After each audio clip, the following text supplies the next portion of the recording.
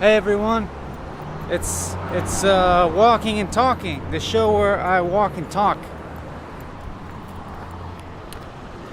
I felt today, before I started walking and talking, I felt drawn to the idea of doing it today.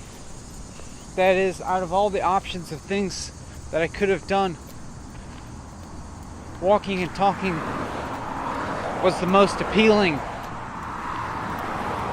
I'm not sure if it's necessarily the most responsible, but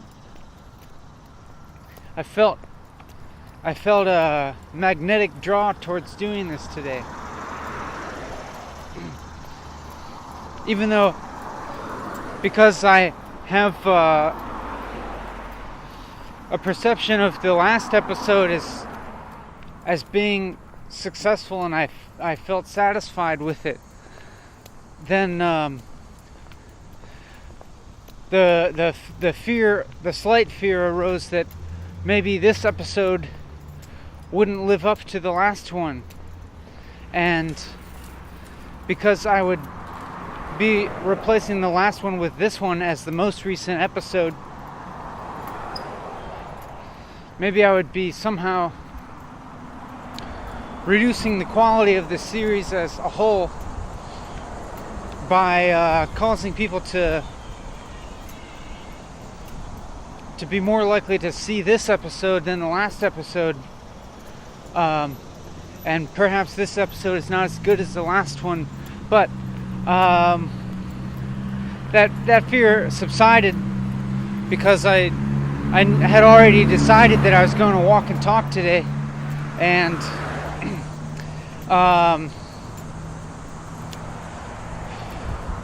after having made that decision, I realized it wasn't helpful to be worrying about that anymore, so I just kind of stopped and made some resolve to just do this episode of Walking and Talking and accept how it turns out. Not worry about if it's going to be good or not, and not compare it to my memory of the last one, etc. You might have noticed that at the beginning of this video I haven't been talking oh, here's a groundhog. I believe I saw this groundhog the other day, and it's relatively trusting. I can get about within 5 or 6 feet of it without it running away. Is that a fault to the groundhog? Could that be its fatal flaw, trusting me too much? I don't think so. I don't think I'm gonna kill and eat that groundhog. I think I'm going to reward its trust by not harming it. Anyhow, you may have noticed that so far in this episode of Walking and Talking, I started out without really talking immediately about the immediate process of talking. I kind of started out giving you talking about a recent past process of thought that I had. Namely, I started talking about some thoughts that I was having in the hour or so, probably the half hour or so before I started walking and talking. And so it's as if I started out not getting exactly right into the core of my aims for walking and talking, and I was aware of that, but I'm thinking of it as kind of a warm-up, like realizing that it is actual and kind of exercise to really focus in on the most immediate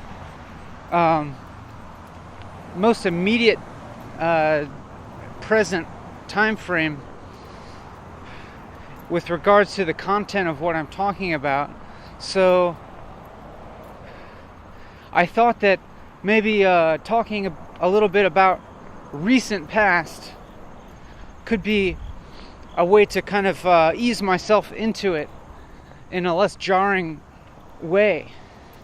Kind of like if you are gonna go to the gym and work out or something, you do something to warm your body up, and then once I finished talking about that recent past, like the past half hour or so, then I started talking about that. So I started talking about the beginning of the video. So it's getting more recent, you know. It's like my area of focus is getting closer to the present, I think. It's like it's catching up, you know. And now what I'm talking about is getting even closer to the point where it actually feels like it's caught up now. Now I actually feel like I'm talking about what I'm talking about in the present. And this feels really comfortable to me. I'm gonna eat just a couple dandelion leaves, because according to what I've read, the bitter qualities of dandelion leaves aid your digestion. And I ate breakfast recently, so I figure it wouldn't hurt to eat a bitter dandelion leaf to perhaps aid my digestion. And even if it doesn't, I'm confident that they're nutrient packed and could only do me good. Now I've strayed away from my goal, and I'm talking about well, I don't know. You know, I was talking about eating a dandelion leaf while I was eating it.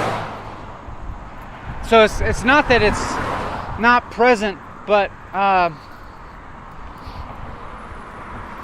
it is. It's not exactly about talking about itself. It's not about talking about talking. It's a somewhat external thing.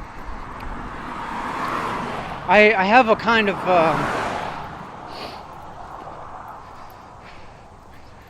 I feel a slight sense of confidence about me in the present moment, or at least in the past few moments.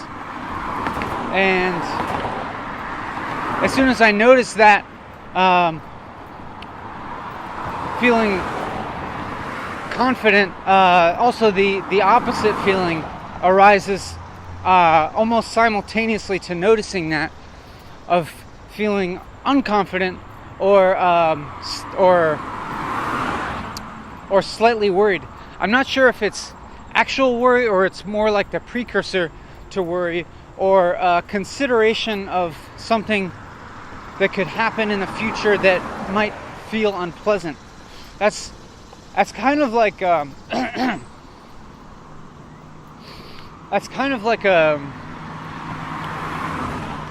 sort of thing that I would like to do instead of worry. Instead of worry, I would like to consider things that may happen in the future that may be unpleasant.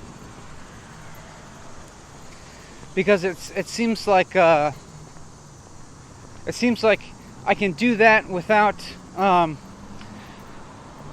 having negative emotions in the present, which is what I would associate with worrying.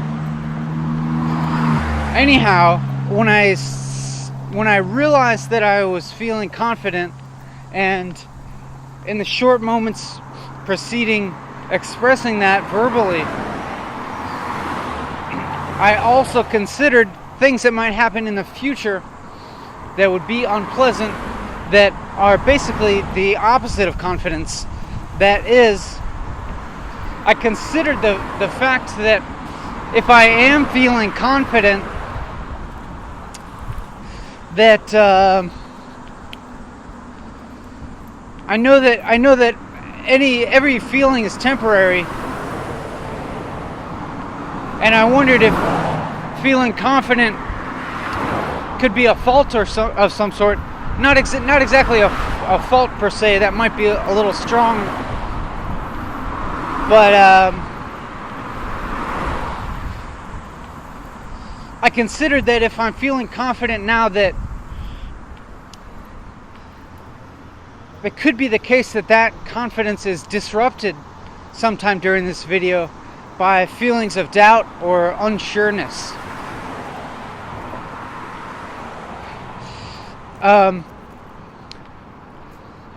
Believing as I do in the concept of having certain emotional topography, to use a phrase that I've used many times already in this series,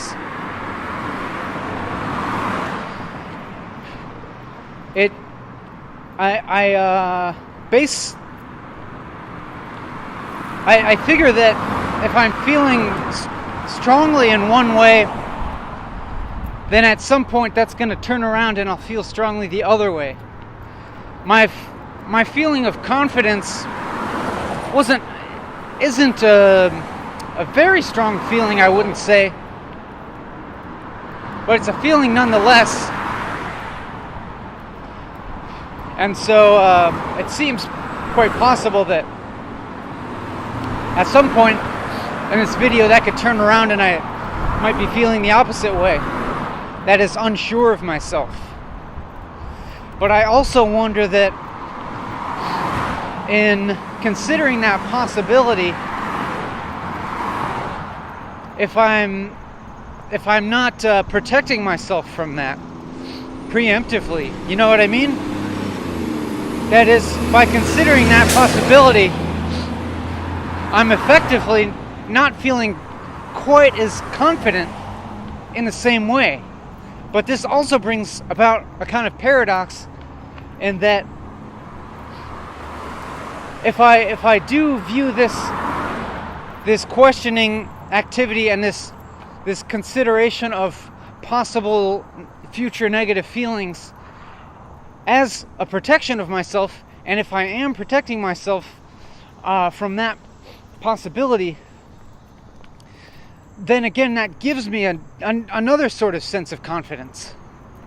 So it's like, by questioning my own confidence, I tempered it, but then by tempering it, I bolstered it. You know what I'm saying?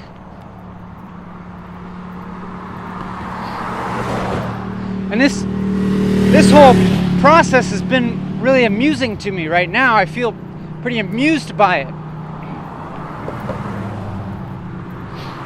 And then, why not go ahead and consider that? Why not go ahead and apply this same process that I just did to my current feeling of amusement, and consider the fact that if I'm feeling amused right now, at some point in the future, maybe during this video, I'll feel the opposite of amusement, which I suppose is boredom. But when I consider that, I don't feel afraid of feeling bored.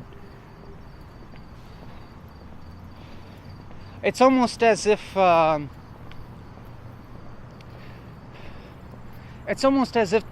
feeling of boredom doesn't really exist to me as a real negative. You know what I mean? Yep. Hey, I actually just responded to an in real life person. I hope you don't mind. The boredom I don't feel afraid of, and I don't even know if I really experience boredom. No, I suppose I do. But no, maybe I don't. what I'm thinking of as boredom now is like has to do with enduring some kind of condition or activity for a length of time,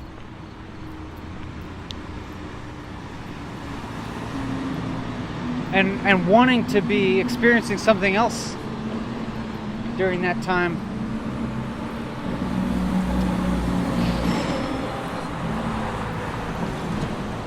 It's like the lack of stimulation or something.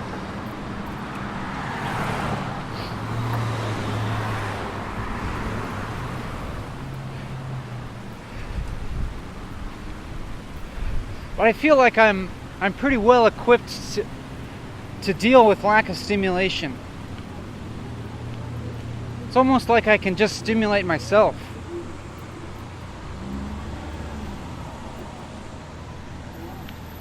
As if I notice myself feeling bored, then I can just try harder to find what's interesting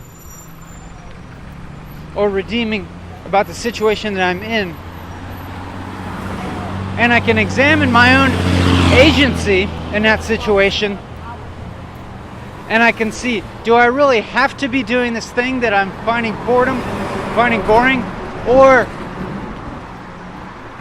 am I choosing to do it in order to achieve a certain goal, or am I choosing to do it because it has beneficial effects that I desire, despite it feeling boring in the present? And when I think about it that way,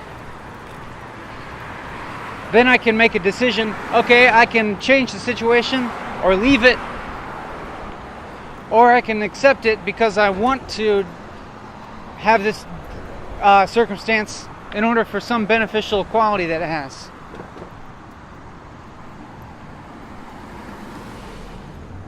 I think that I could go more into that by providing theoretical examples, but I won't.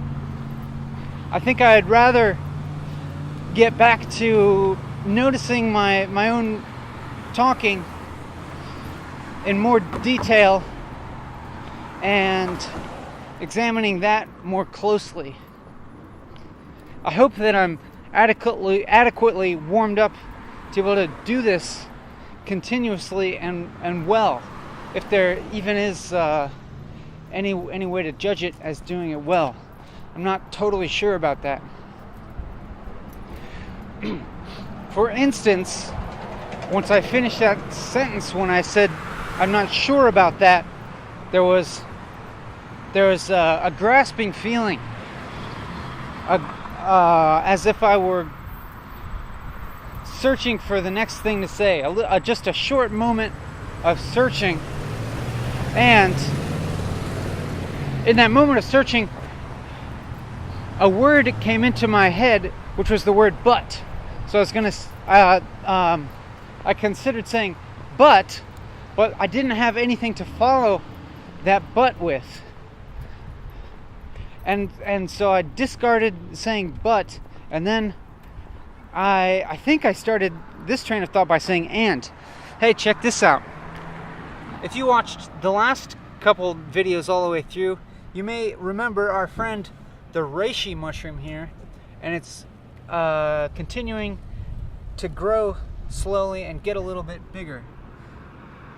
And looks like somebody has been poking it with a stick. See? Somebody poked holes in it with a stick.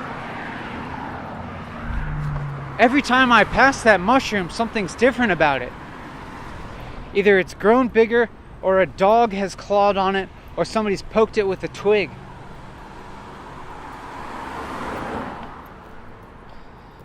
I find this interesting and amusing.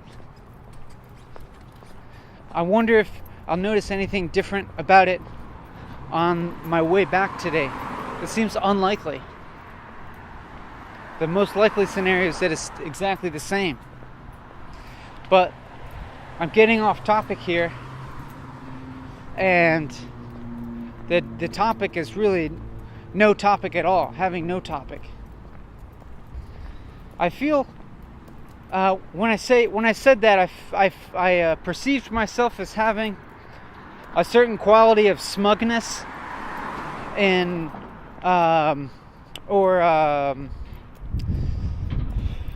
as if I believed myself to have discovered a clever idea, a clever premise,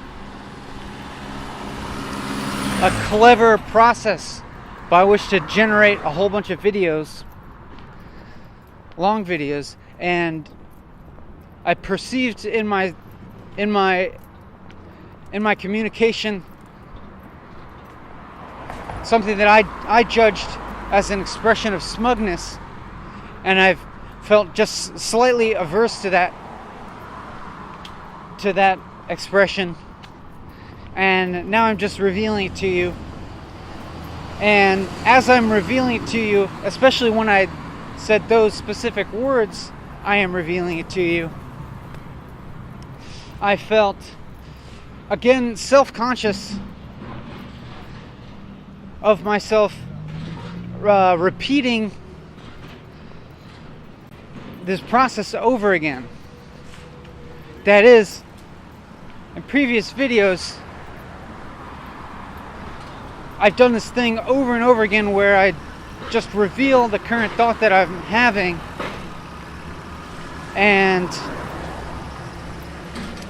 when I did it this most recent time, or at least the most recent time that I'm talking about, I may be doing it even more since then without totally being aware of it.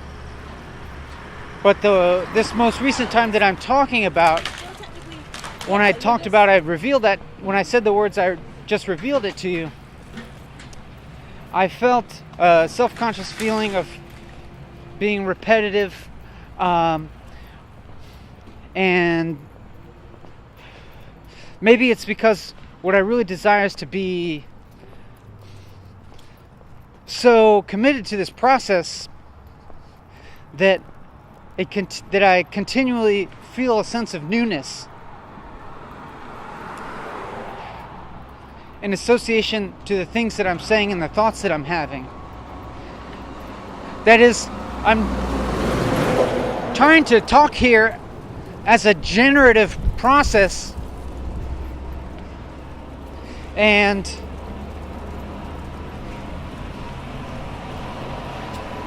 I'm having this thought right now that if I'm really true to that,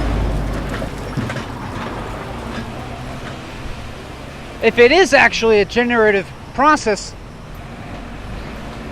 then with the right effort, everything that comes out of it should have a quality of newness, at least to me. Now, what this quality of newness actually means, I'm not actually so sure about now, because even if I do repeat something in the exact same words that I've said it before, every time I repeat it, it doesn't feel the same. For instance, when I said that I was revealing it to you, of course I've probably said those words or something like them in the past, but it felt different this time, in that when I said it, I felt a self-consciousness of having repeated it, and that self-consciousness in association with those particular words is new. So it almost seems like, as long as I'm putting the effort into this process, everything is going to be new, even if at sometimes it'll be superficially the same or repetitive. And I feel interested in this. And I noticed my brow being furrowed again, but in a slightly different way, in that my left eyebrow was higher than my right eyebrow. Something like this. Now I'm doing it on purpose instead of doing it unconsciously. And it's that kind of half brow furrowing, half furrowed brow, or one eyebrow being raised more than the other. I'm associating more with the feeling of deep intrigue than with consternation. And I don't know if that's an innate thing or if that's a culturally learned thing, as in, I'm imagining now that maybe there is a certain archetype that exists of when a person raises one eyebrow, it expresses interest and intrigue. And when both eyebrows are raised and the brow is furrowed, and it's more an expression of consternation. I notice my brow doing those things when I'm feeling those particular things, and I wonder how innate that is, or how cultural that is.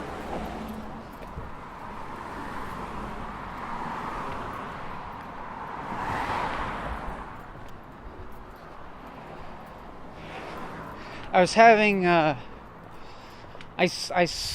swerved a little bit to the right, and then to avoid another pedestrian, and then he seemed to also be swerving to the right, so then I started swerving left, and he seemed to also be starting to swerve left at the same time I was swerving left, but I swerved more to the left in order to miss him. And I then noticed that he was looking at his phone.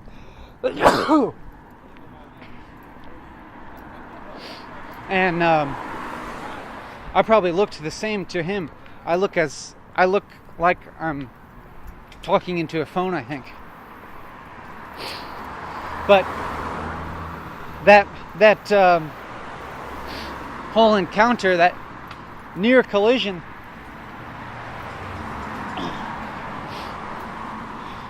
maybe jostled my train of thought, disrupted my chain of thought, and shook me up a little bit, to the extent that when I started talking again, I started talking about the external circumstances of what happened, rather than continuing to talk about my own experience of talking. But now, having done that, and having started talking about that experience and talking about my own mental experience, just by doing that seems to have brought me back now to talking about the present more immediately. And I find this. Here's this thing. This speaker box. I keep passing this empty speaker box that's been perched on this wall for weeks now. And sometimes when I pass it, it's in a different position than when I passed it before. As if somebody looked at it and moved it and left it there in a slightly different position or angle. And then I noticed a big rock next to it that I didn't notice before. And so then I placed the speaker box on top of the rock. I balanced it on top of the rock in order to see if it would stay that way or if it would move again. And that was 2 days ago. And it's still balanced on top of the rock the way that I put it there. So I'm curious to see how long it'll stay that way.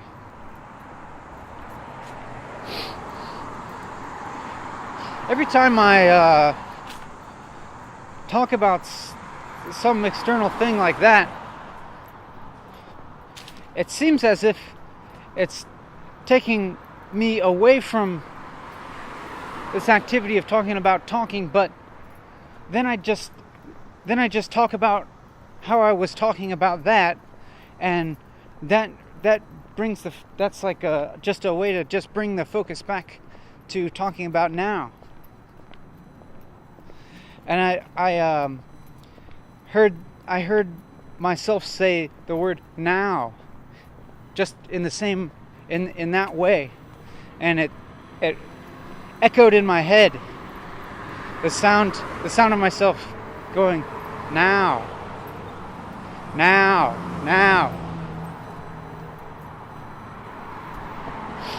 And it's something like a feeling of self-consciousness or something about the sound of my own voice, the way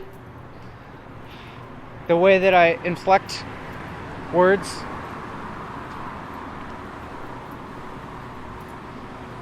But I think I'm learning to be less self-conscious and just observe the way that I sound. And there it happened again when I said sound, like the exact way that I say certain words sticks in my head. My head.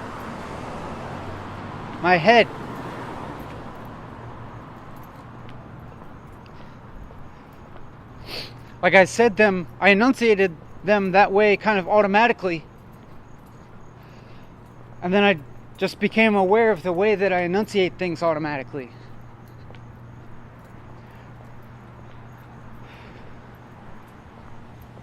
And if there's a better way to enunciate and articulate and inflect words, I wonder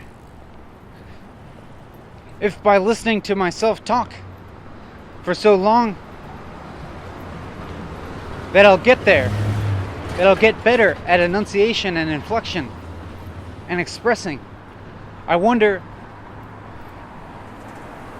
how I will sound when I talk if I keep doing this for a really long time. If I make, tens or hundreds of episodes of walking and talking, I wonder what I would sound like at the end. I'm imagining actually that I probably won't sound very different.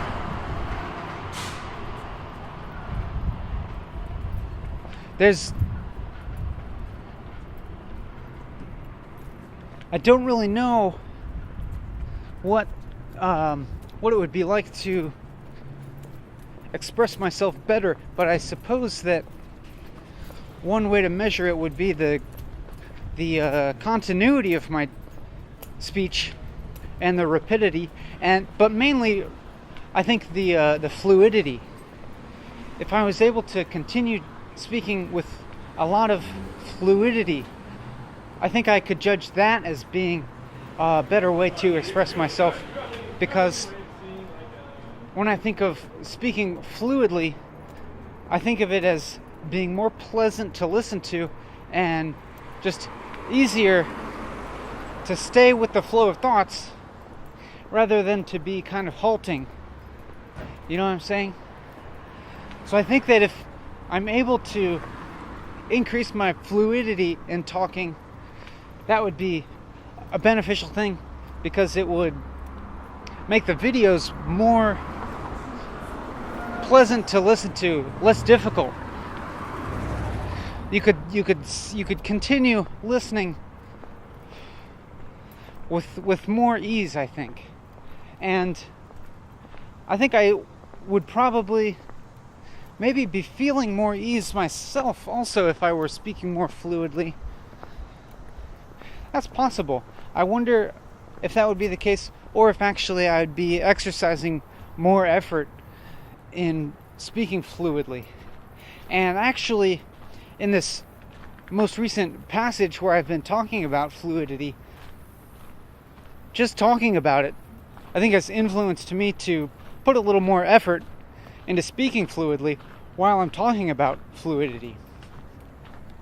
I wonder if this is noticeable to you. I think that what I've been trying to do is just kind of even out the pacing. That is, the ratio of gaps to words and the length of gaps between the words. I'm trying to keep that relatively stable over the course of a few moments to give a kind of constancy to my mode of expression, my mode of speaking, in order to make it a little easier to listen continuously. And so that with that continuity, perhaps it becomes easier for all the ideas contained within this continuous flow of ideas to stick out and be grasped and comprehended, rather than them coming out in a more halted way or with my pace going up and down, fluctuating more, where I would maybe start talking slow or with lots of gaps, and then suddenly I'd burst out with a burst of speed. Or perhaps my sentences wouldn't be as clearly constructed because perhaps my pace of speaking is going faster than my mental process of constructing sentences can keep up with. So what results is a kind of poor construction of sentences where I have to keep halting and revising what I'm saying, or stopping certain sentences mid-sentence and starting them over again, and that sort of thing, which I imagine is a little less pleasant to listen to as a viewer.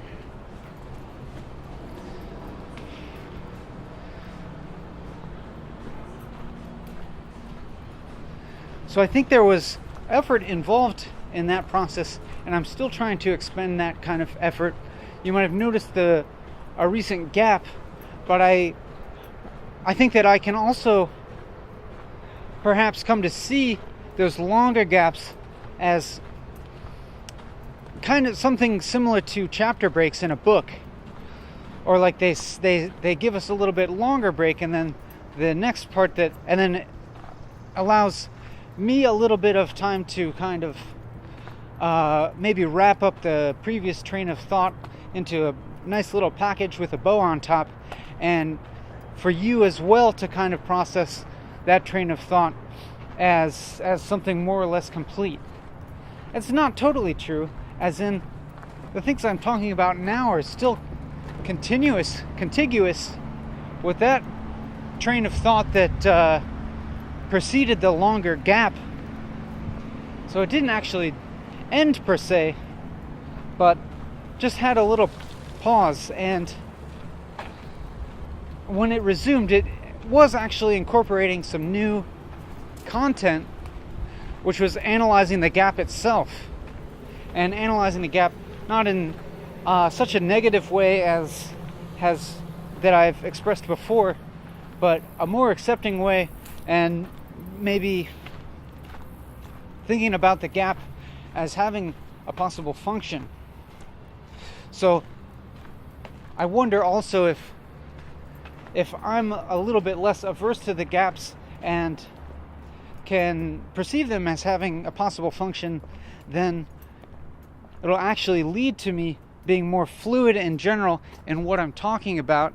Oh, hey, there's a peach tree here. Too late for peaches, but I noticed all these pits on the ground.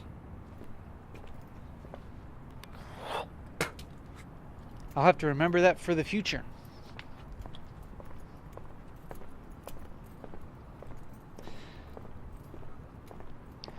So noticing exterior things in that case resulted in a little bit of a gap, and when I came back in after the gap, I was just observing the fact that happened, and immediately, already within a few seconds, I feel as if I'm right back on track of talking in the most immediate sense now.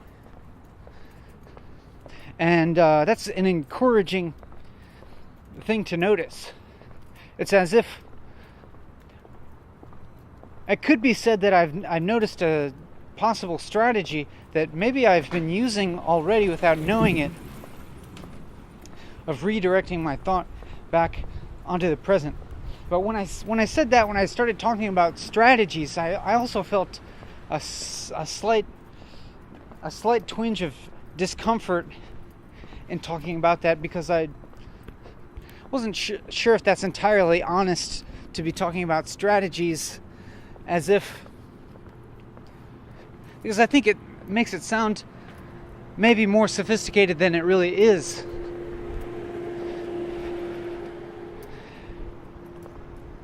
As in, actually, I'm just talking nonstop, and it's not as if there's goals as such and standards as such, and strategies to achieve goals and such. It's almost as if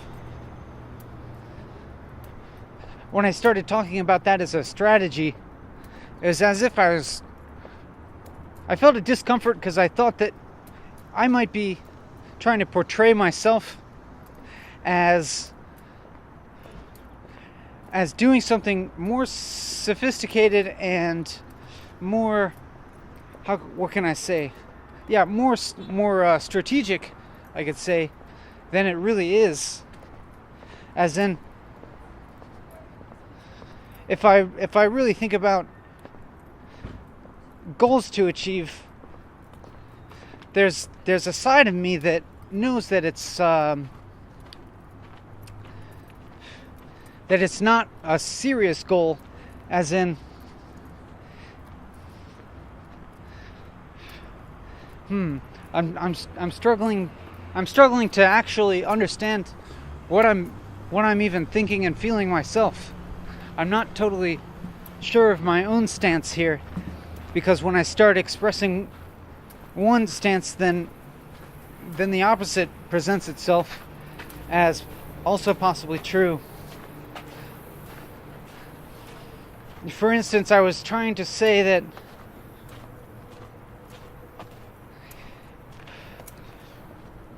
goals and direction that I have within walking and talking aren't 100% serious, because I'm very aware of a certain kind of absurdity of this whole video, of this 4-hour-long rant. That's the using the word rant is like the way to characterize it, as a little bit more absurd, and it's a little bit more modest and like self-effacing and humorous way to describe what I'm doing. And so it's almost as if both sides are present. On one hand, I'm well aware of the absurdity of what I'm doing. On the other hand, I'm putting real effort into what I'm doing. Feel some sense of direction in what I'm doing, and I have what could I say? I've considered a social context for what I'm doing, and I put real consideration into things like social utility and aesthetics, and I would even say art history. I have a real consideration for those things that influences what I'm doing. So in that sense, there is an actual seriousness to it.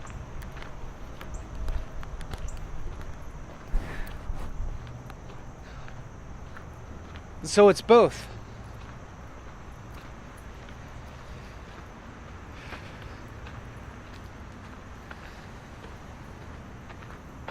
it's funny that when these gaps occur, everything that I think of to say, pretty much everything that I think of to say during the gap, I judge as not a good thing to say. I keep looking for a better thing to say. And it's almost as if when I finally do come in saying something, the thing that I come in saying is not well chosen and well considered. It's not that I've considered many possibilities within the gap and then I arrived at the best option to come in and talking. It's like I just kind of automatically force myself to come back in and just say something, just say anything, because as soon as I do it, I find that process of judging possible things to say ends, and I just notice myself talking again rather than judging things that I could possibly say. And so it's funny that I automatically choose and judge, but then the most appropriate thing to say, the thing that I'm able to finally say, has nothing to do with any of those judgments. It's not the best thing to say. It's just whatever I forced myself to say, and the content of what I say just comes out kind of automatically, and it's nothing special really.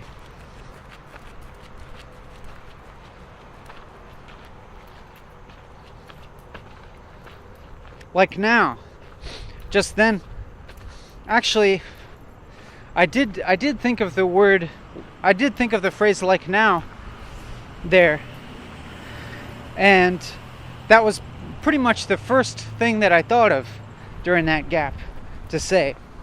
And to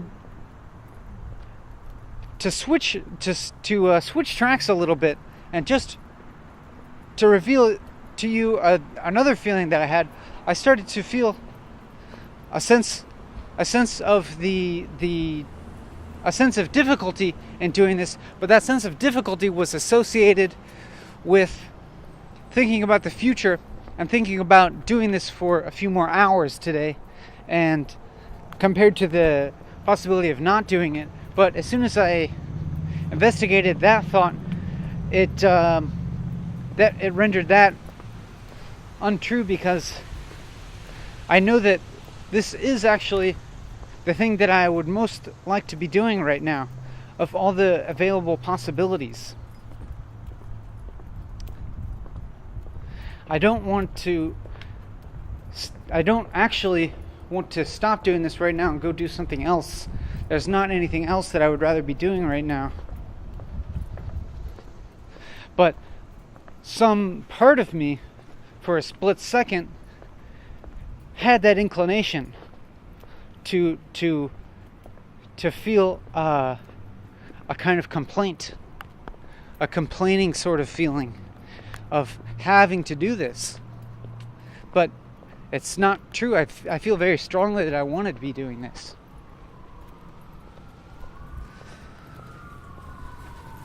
And I suppose it's just kind of an indicator of the effort involved. But I wonder if I'm noticing the feeling of effort involved. I wonder if that's maybe the result of just not being totally focused on what I'm doing. Because it almost seems like if I'm totally focused on doing this thing, and maybe I am actually applying effort continuously, then maybe there won't even be room for me to notice the effort, because I'm putting it fully into what I'm doing, and so there's no room for any other part of my mind to notice it as being effortful, and to be considering other possibilities, and to be speculating on other things that I could be doing right now. and there wouldn't be any room for some part of my mind to be perceiving this as difficult, because I would be just doing it so fully that it would just be my full reality and there would be no difficulty there. And so, like now I feel pretty involved now, and I don't feel the difficulty so much. I'm hearing my voice and noticing the pitch of it seeming high to me, but I don't feel too judgmental about that, and I noticed it with more of an interest than noticing it with any kind of self-consciousness. I'm aware that having a deeper voice is associated with more masculinity or something like that, and so there could be a kind of social conditioning for me to desire to be speaking in a deeper tone of voice, but I am not really allowing that to affect me, I don't think, and I'm just listening to my voice and not totally, and not judging it, not feeling self-conscious. I'm going to come back to putting a little conscious effort into increasing the fluidity of my speaking. That is, keeping the pace of the sentences and the pauses to be fairly consistent, and trying to match up the pace of speaking and sentence forming with my mental process of thinking and sentence forming, so that they're about equal, so that hopefully I can form complete sentences that aren't halting or interrupted or having to be stopped mid-sentence in order to reform the sentence in order to accommodate the speed of my thoughts changing.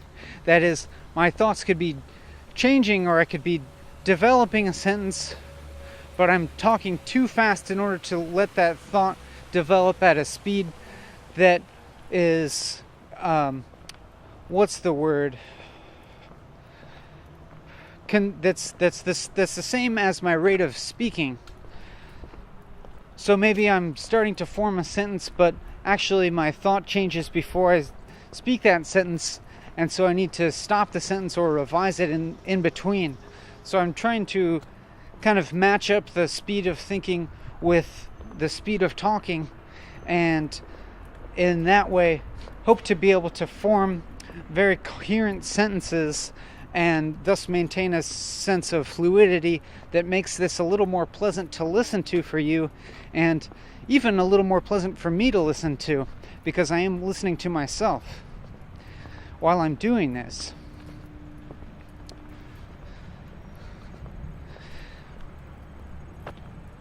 So when my thoughts go racing back to the past, they went racing back to something that I was listening to last night. I was listening to a talk, and my thoughts went racing back to that, and remembering how interested I felt in that talk, and wanting to bring those thoughts here, but I'm not going to, because I'm more interested in what kinds of thoughts are generated by this process of talking about this immediate present. And when I said that, there's again that this is going to be a repetition, but when I said that, there was again that self-consciousness of having repeated it, and it could be that now this is the second time during this video when I have felt a sense of self-consciousness associated with repeating something, but it's not that I repeated the thing that I repeated the first time. I repeated a different thing. It's the second time of repeating something, but it's not the third time I've repeated it.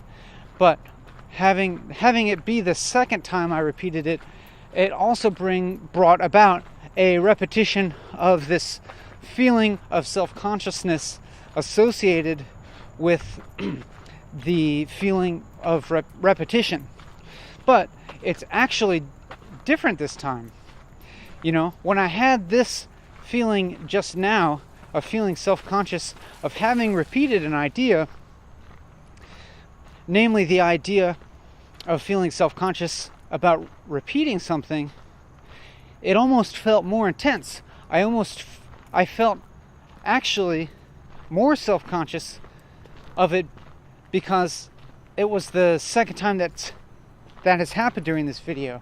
But now I'm noticing that and noticing the difference in how I felt the second time I found myself repeating something during this video, and noticing that it's actually different because the feeling of self-consciousness was intensified.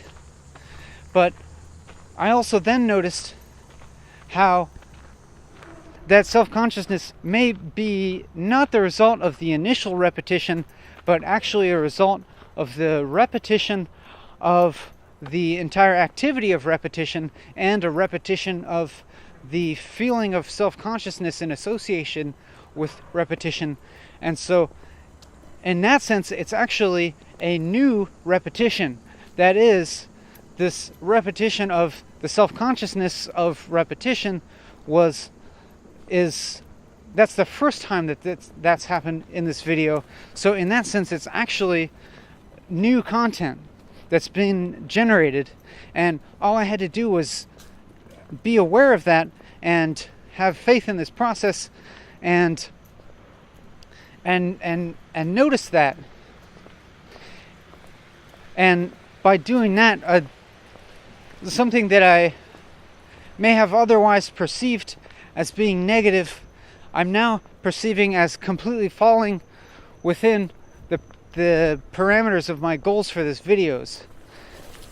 I'm not sure if that's a right way of wording things, of saying the parameters of my goal. It could be that I just wanted to say parameters in order to sound more scientific or something like that. And then, of course, then there's that self-consciousness of the feeling of smugness or something, for maybe trying to portray myself as seeming more scientific than I actually am. But it's not necessarily a problem, because it seems that just by noticing that, then something new is generated, which is a noticing of my own feeling of self-consciousness. And even the feeling of self-consciousness, I'm not viewing as a negative thing. I'm not negatively judging that feeling, because I'm aware of how the feeling of self-consciousness is really just there to point me towards the things that I prefer. And I feel right now pretty accepting of that type of feeling of self-consciousness occurring in order to kind of steer me towards the process that I desire.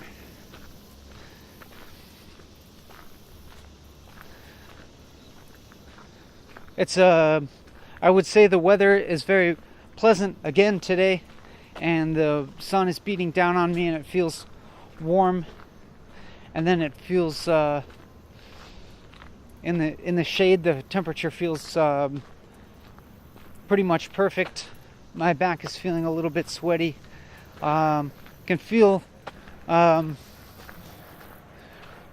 amount of urine accumulating in my bladder, and so at some point I'll have to take a pee, but not yet. It'll be in a little while, I think. I might when I started describing those exterior phenomena, see, here I am again talking in scientific sounding jargon. Gosh, I wonder if even jargon is designed to make me sound sophisticated. Maybe judging some of my words as being jargon is actually me putting up a certain kind of facade of being more down to earth than I actually am. You know what I mean? Like perhaps there's a self-conscious part of me that is really trying hard to regulate my image in the eyes of others as being humble and modest and down to earth.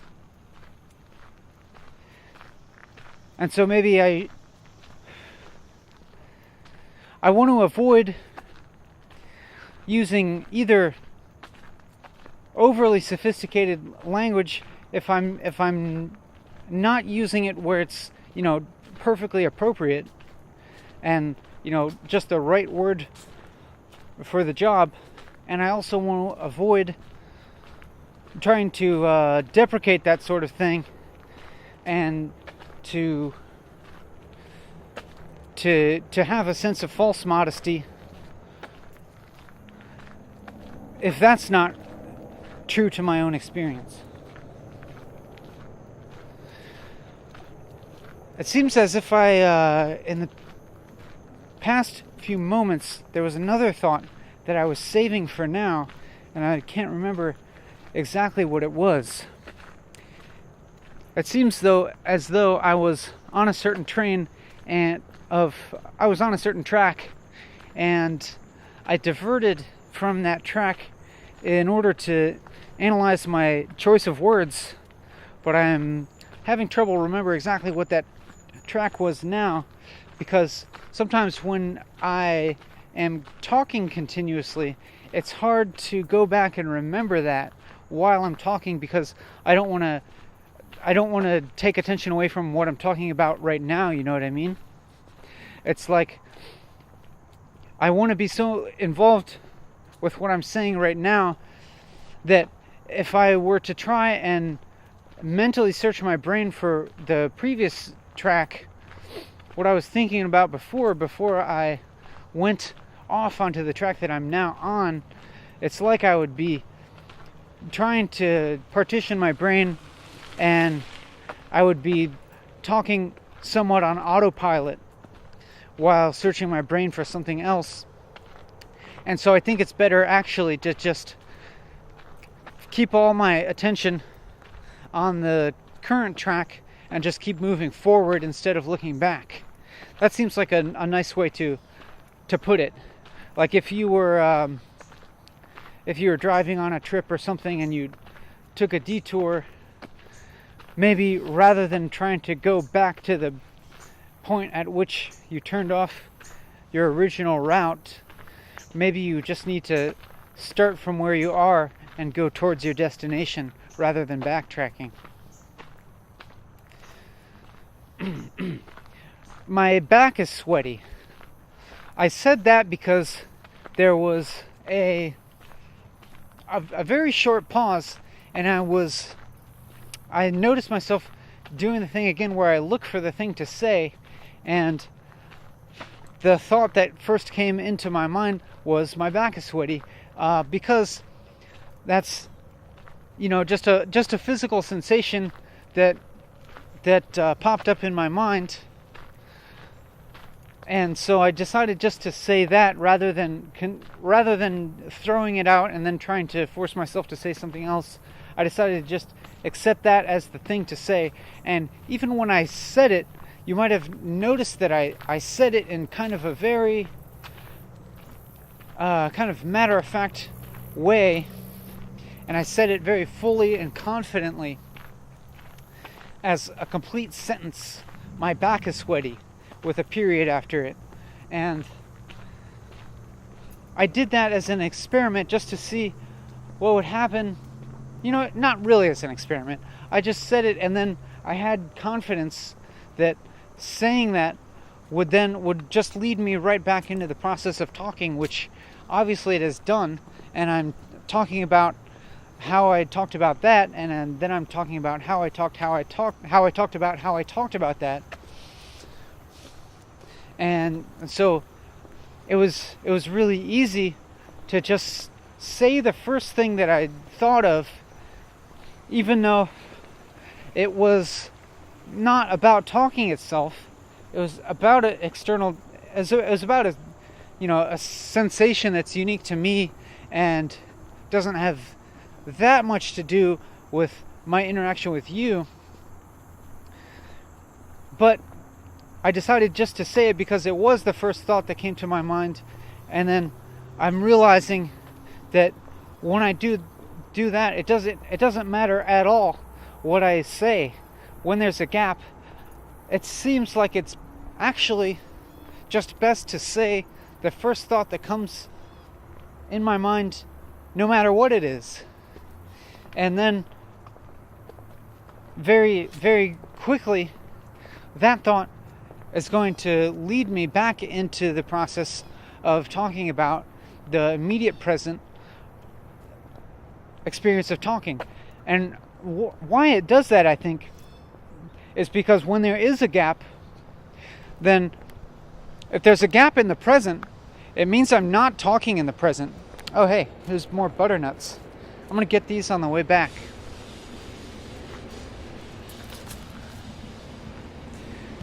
If there's a gap in talking, then in the present there's no talking. So it's impossible to really be talking about the present and be talking about talking because there's no talking in the present. But by talking about whatever it is I am experiencing in the present, for example, noticing my sweaty back, then just by talking about that, then it changes the present experience of one of being a gap of talking to being one of talking. So by using the phrase, I have a sweaty back, it turns the present from a gap into talking, and then I continue talking about the present, which is now talking. And so that's the way to bring myself from not talking into talking, and a way to bring myself into talking about the present and talking about the present simultaneously. I heard some critter run over there. It sounded about squirrel-sized. What thought am I gonna have next is what I was thinking in that gap. I feel now, I felt a moment of tiredness of talking. Like I felt the effort and the difficulty of talking, and the lostness, a feeling of lostness, of not knowing what to say next. But and now I'm looking back upon saying those few things and feeling accepting of the way that I handled that feeling by just revealing it very immediately, and thus, just like pushing forward through those feelings and keeping myself like firmly rooted in this process. Not exactly rooted, but continuing to push forward and keeping all my effort here. What if I had the thought, what if I diverted off this path and walked over to a different place? Maybe I'll do it. Is this a mistake? I don't know. I'm considering it a possible mistake of walking off the usual trail, because it could result in a kind of external stimulation that diverts my attention away from talking. But I think it's actually good practice rather, to expose myself to external stimulation and be trying to keep my attention on the process of talking.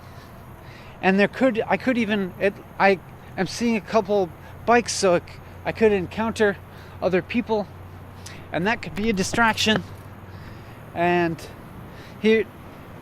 But nonetheless, I'm trying my best to keep my attention focused on my process of talking, even though I'm doing that, and sensing with some other part of my brain, I suppose, that I'm in a physical environment that is in some way demanding of my attention. Like I should be paying attention to my physical environment right now, but what I'm trying to do is divert the least amount of necessary attention to addressing my physical environment, and diverting the most attention to my process of talking as possible and as is safe, because that other part of my brain is telling me that there's that I should be devoting some amount of my attention towards looking after my own safety in this in this physical environment, in my immediate surroundings.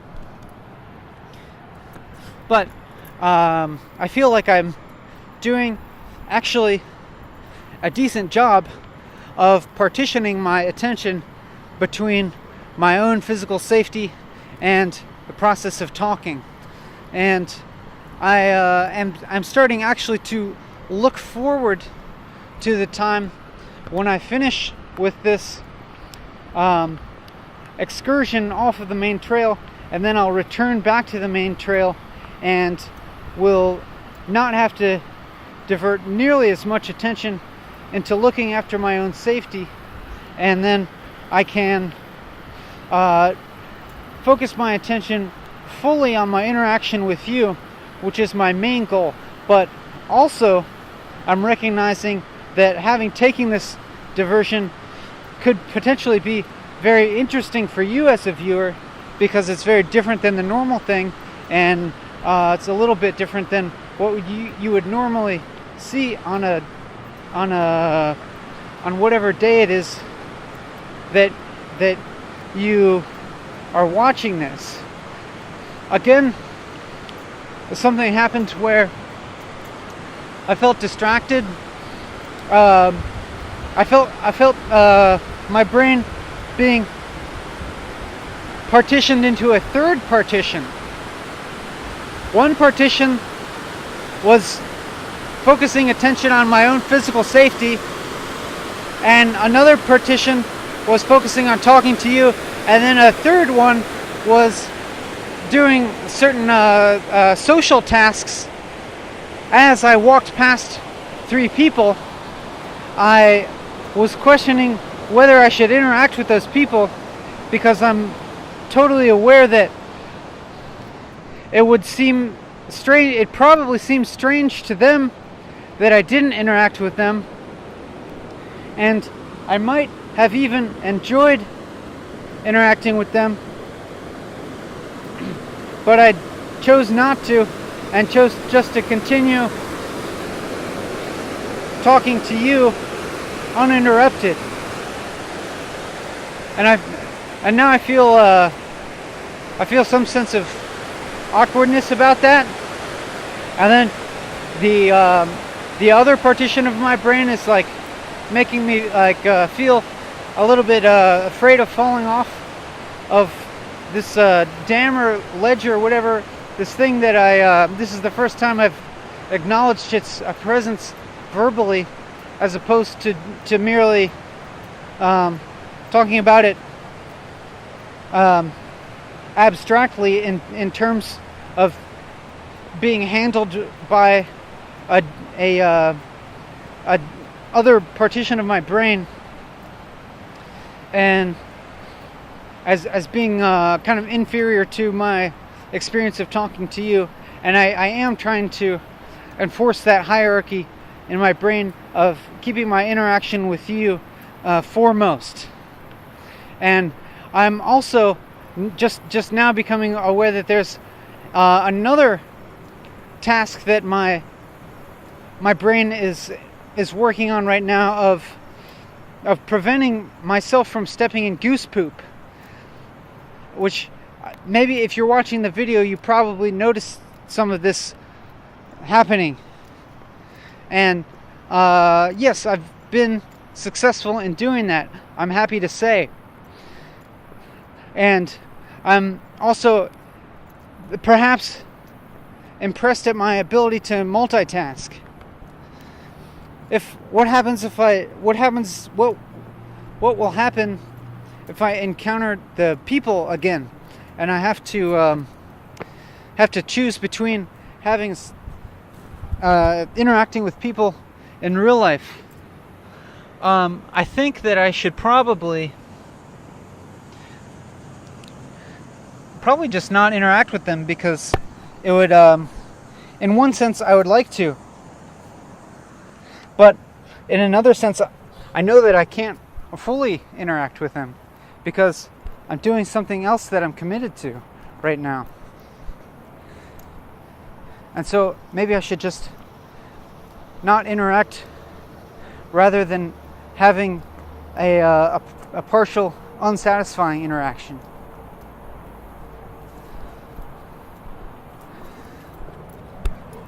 Maybe this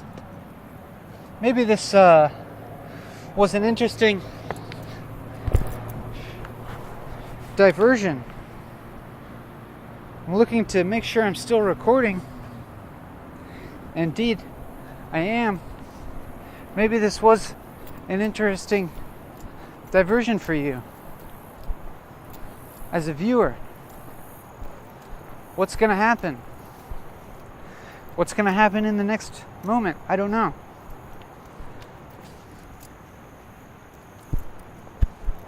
But pretty soon, I'm just going to be right back on the main trail, and the realm of questioning is going to be again constricted to smaller range of content.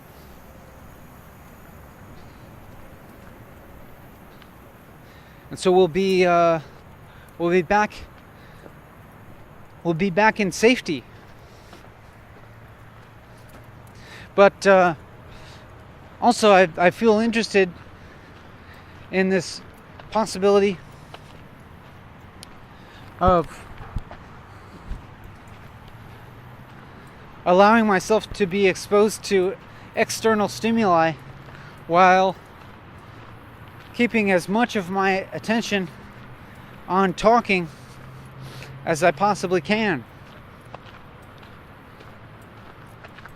I felt for a moment,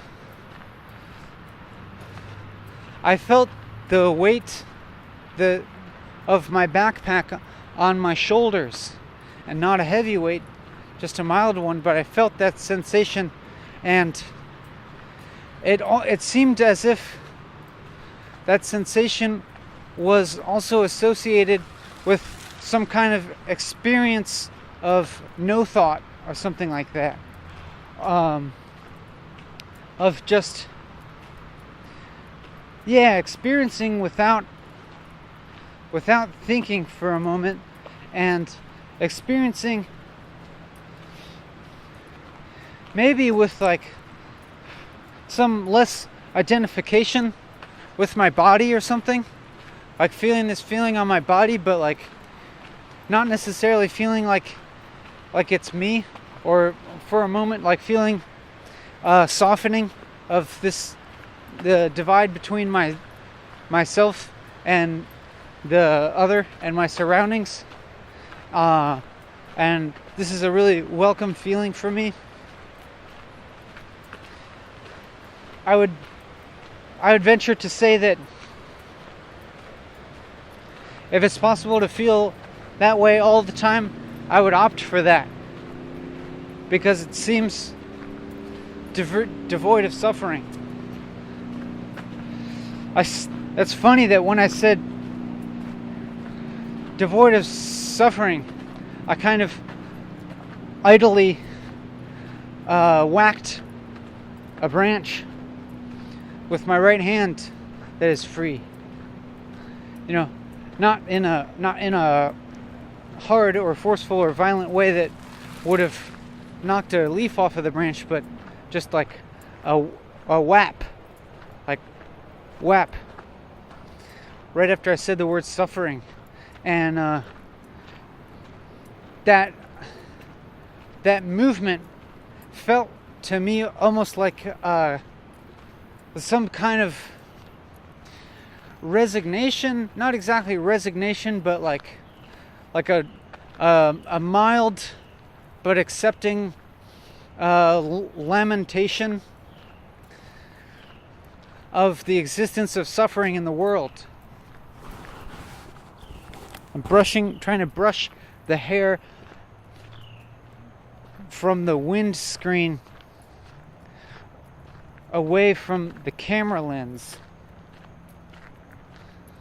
so that it's not in the way, so that you don't see that, but your vision of a small square of what I can see is unobstructed. For some reason, the feeling of the weight of my backpack on my shoulders is pleasant. It's like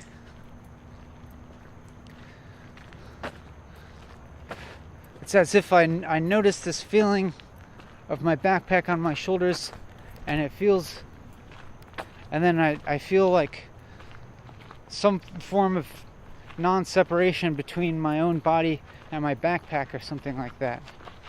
Or like within the feeling of the pressure, I feel some kind of like sense of non-duality or something like that. Just a little bit of hint of that. Maybe that's what I'm feeling. I can't really like claim to actually feel non-duality. I mean, I don't know now. Like, it could be. It's possible that aspects of my own personality and aspects of the way that I deal with my emotions and the way that I interpret my thoughts as well, and the way that I direct my train of thought, there's some possibility that it's affected by some kind of understanding of non-duality, but I wouldn't say that I feel like I'm experiencing non-duality. That's weird. I don't know. It's almost like if I were to experience non-duality, it seems like I would only be able to experience that in contrast with experiencing duality. Like I would actually need one to experience the other. I don't know. I don't know if I feel either, to be honest. I just feel pretty normal. I just feel pretty normal, like all the time. It's like I feel normal, and then sometimes I feel emotions, and sometimes I feel strong emotions, but even when I have the strong emotions, I just feel completely normal, like a person with a body, and that's all. And I'm not even ever expecting to experience anything else until death happens. And then when death happens, I don't know. I don't really have any expectations of feeling anything at all. There might not be any feeling after death. You may have noticed in my tone of voice just a mild feeling of distress about all of this. And I feel a little bit distressed about all of it. As if I'm tired of just feeling like a person with a body.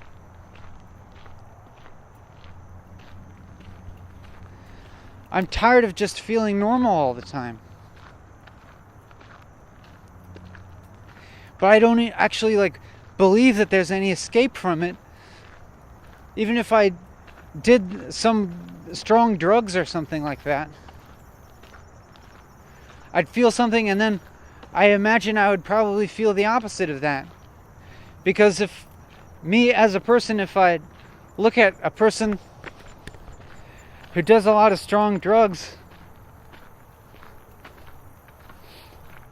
I don't I don't see them as really like actualizing or embodying or bringing into the realm of my experience or other people's experience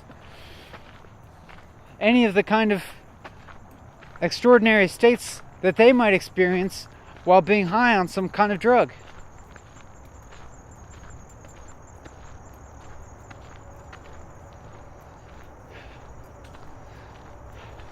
Like I could experience, ecstatic bliss for a certain time if I took a bunch of ecstasy, but I know that it would go away, and I would go back to not just feeling like a normal person with a body, but I'd probably feel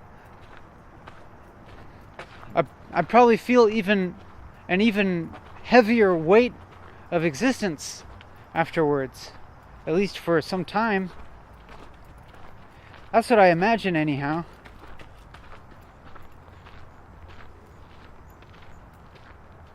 I'm just having this feeling like there's no escape. Like all there is acceptance, and the best I can ever get is neutral.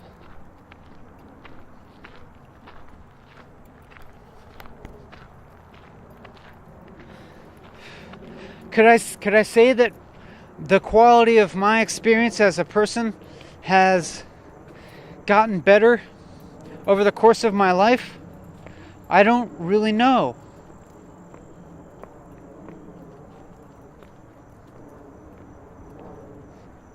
I kind of don't think so.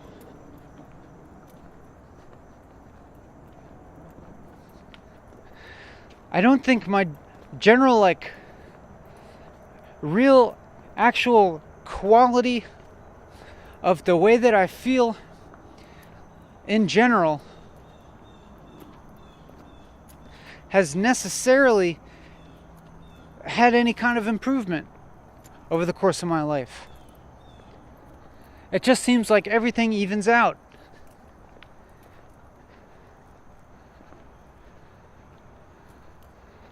And it's like the basis of my experience is like always the same. It might be filtered through some different emotions and thoughts and perceptions at different times, but the basis of it seems like it's always exactly the same.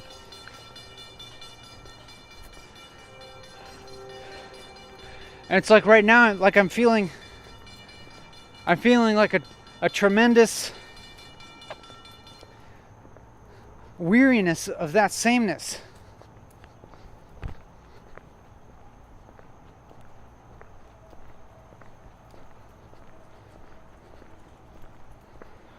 But I don't know if there's anything I can do about it. Like I could meditate as long as I wanted. And I don't really believe that the real basis of my experience would permanently change somehow. I only think that it would change temporarily in proportion to the degree and amount to which I feel an exceptionally heavy weight of existence as a result of the process of meditation.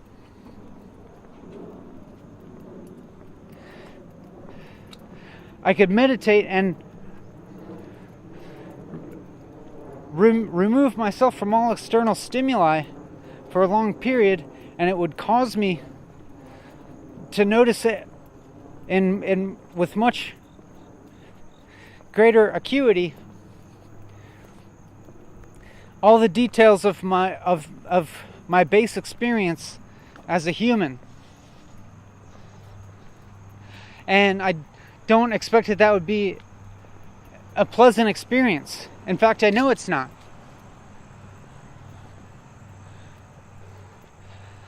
But by doing that, there is a result of when I return to the normal world of not meditating and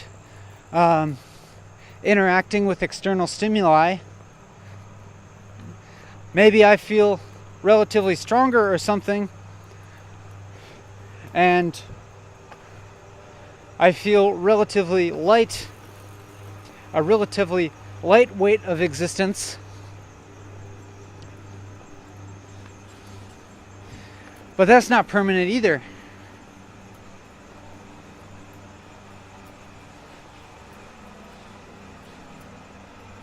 And it seems like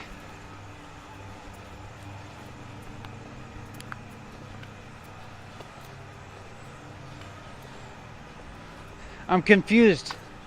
I don't know what. I don't know if there's any kind of direction to go in as a person. You know, I could consider the possibility of becoming a monk who, you know,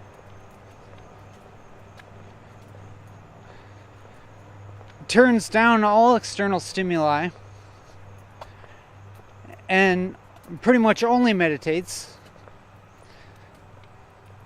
and does like just the basic things to stay alive.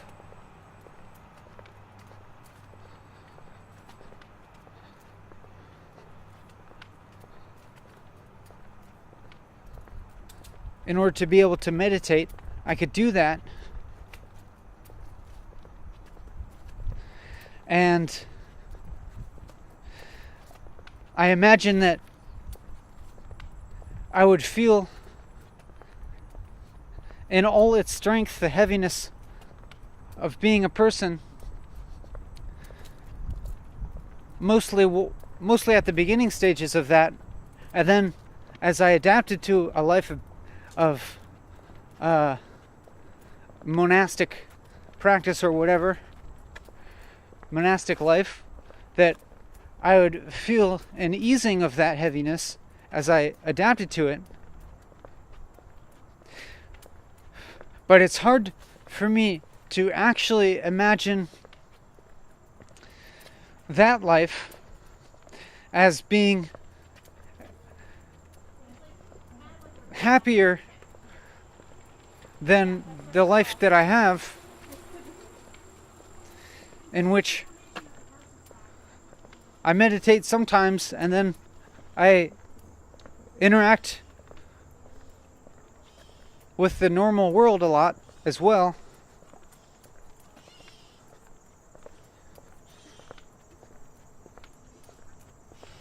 But at the same time, it's also hard for it to imagine it feeling much worse.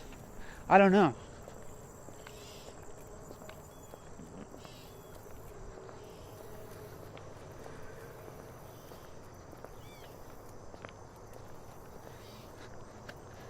And it's neither of those things is to say that my current life is either good or bad.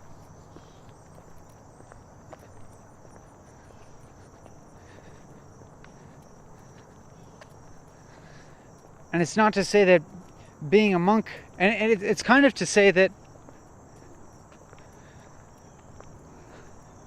I don't have any kind of indication that some monastic life would be worse or better.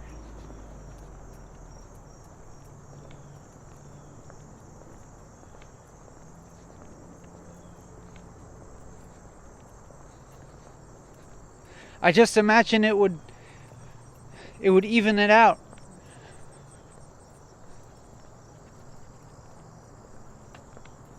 But I'm already doing, I think, a pretty decent job of evening out my emotional topography in the world that I'm in.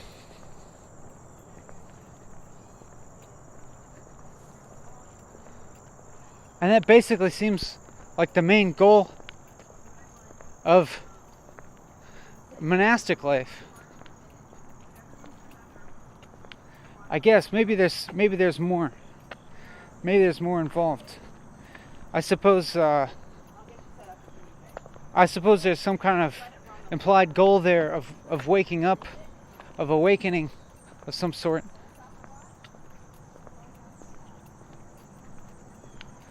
But I also feel like, what's the point of awakening if you have to do it completely isolated?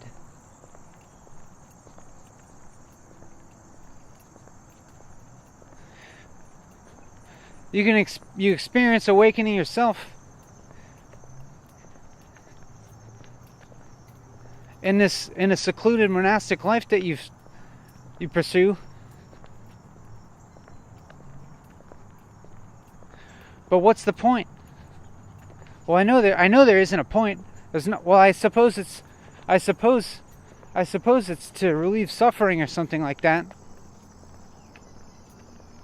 And then, I don't know, maybe some people would say that you awaken or something in that monastic setting, and then you come back to normal life and you share your insights with other people or something like that. Okay, but why not just try as much as you can to awaken in normal life? Already interacting with people,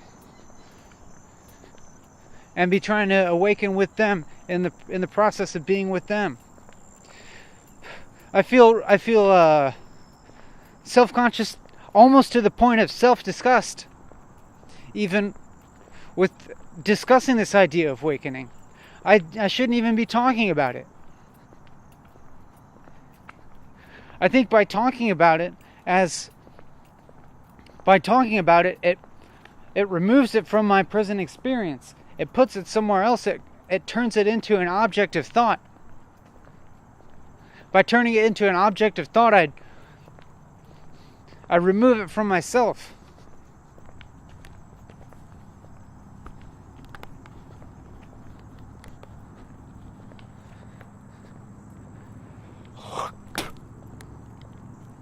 I feel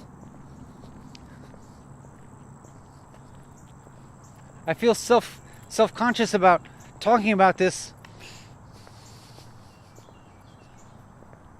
because I tend to feel suspicious of anybody that also talks about stuff like spiritual awakening and stuff like that. I feel suspicious of myself.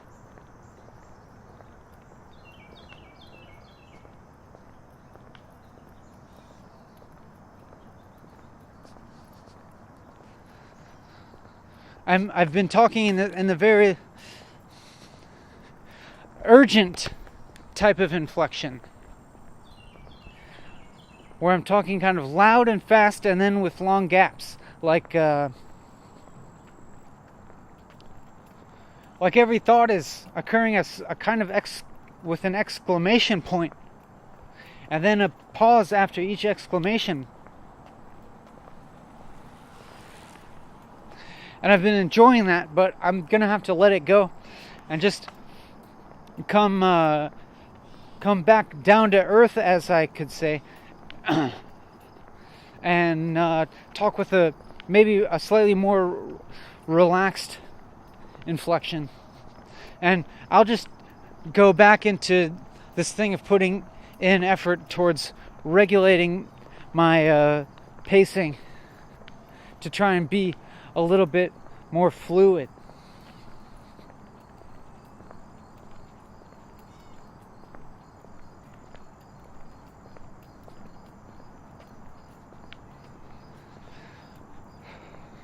I'm not enjoying this.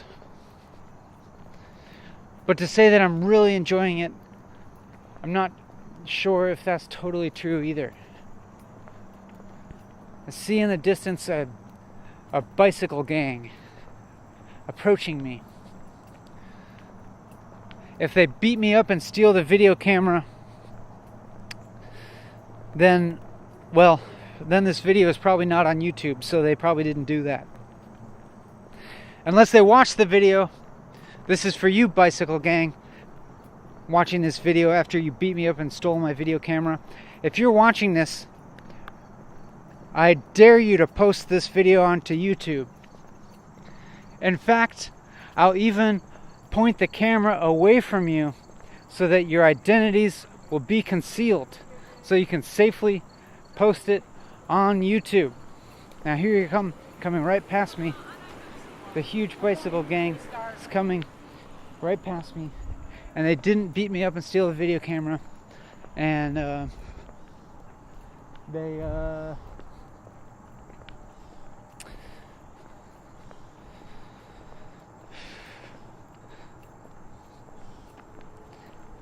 let's just drop that whole joke thing, because the purpose of this is not humor. I'm not joking around.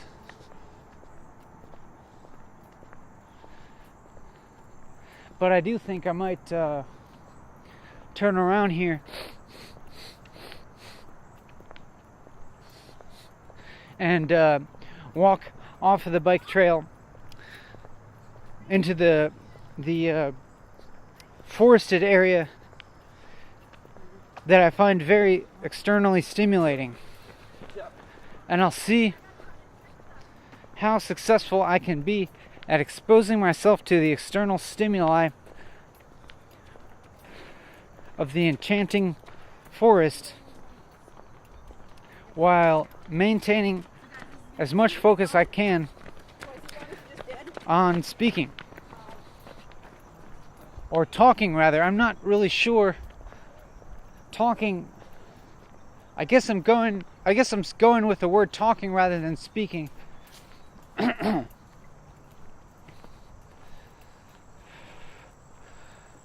Maybe I imagine speaking as implying having prepared a speech. And since I didn't prepare a speech, I'm just saying stuff as it occurs to me. Maybe it's actually talking. I'm going to pick up these hickory nuts. And while I'm picking up the hickory nuts, there's only a few here. Somebody's been getting at the hickory nuts. Maybe a squirrel. Wow. All the husks are here, littered. The ground is littered with hickory nut husks. But very few nuts to be found. Either a human or a squirrel or something else has been doing a good job collecting these hickory nuts.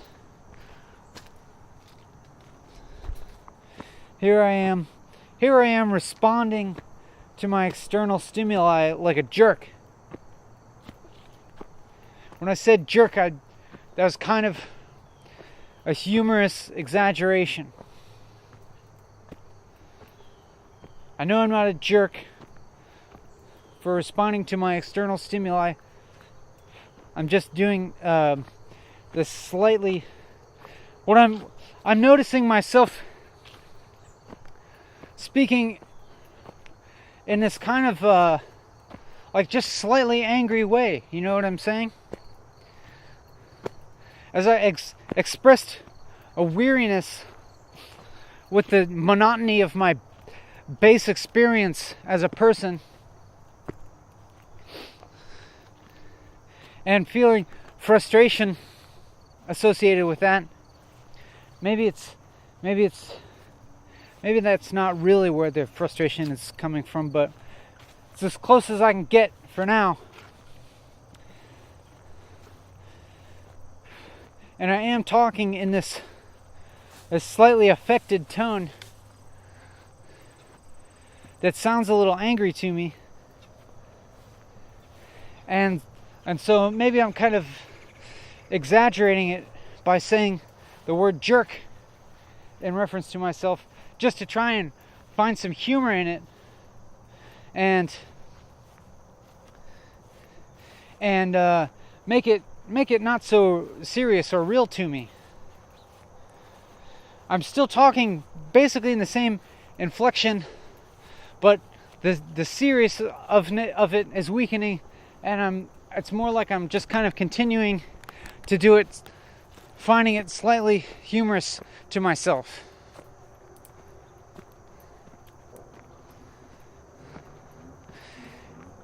Am I going to continue to talk in this same inflection? Or is it going to be different? Is this video going to be different than the last ones, or is it going to be the same? Is it different or is it the same? It's both.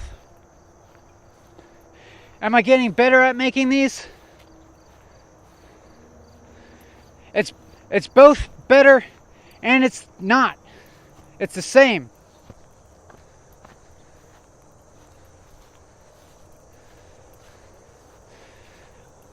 I'm continuing to posit dichotomies. I'm continuing to talk about dichotomies in the sense of dichotomies being real and being not, and being both and neither. And I feel stupid for doing this because I know that just comes from some kind of Buddhist philosophy that I read somewhere.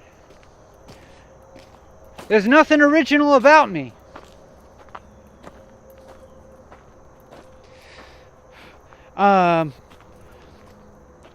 This level of affect in my inflection feels disingenuous to me.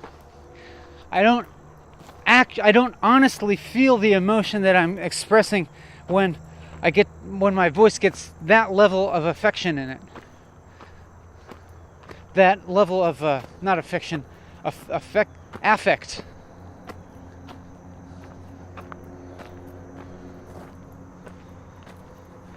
This is closer to how I feel. The way that I'm talking now is more honest. But actually,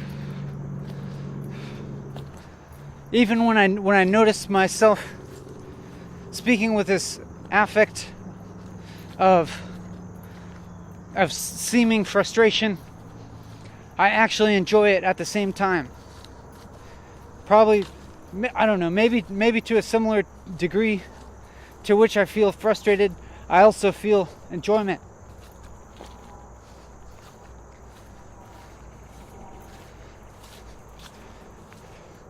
I'm stating things in a somewhat assertive manner, and I feel confident enough to state things assertively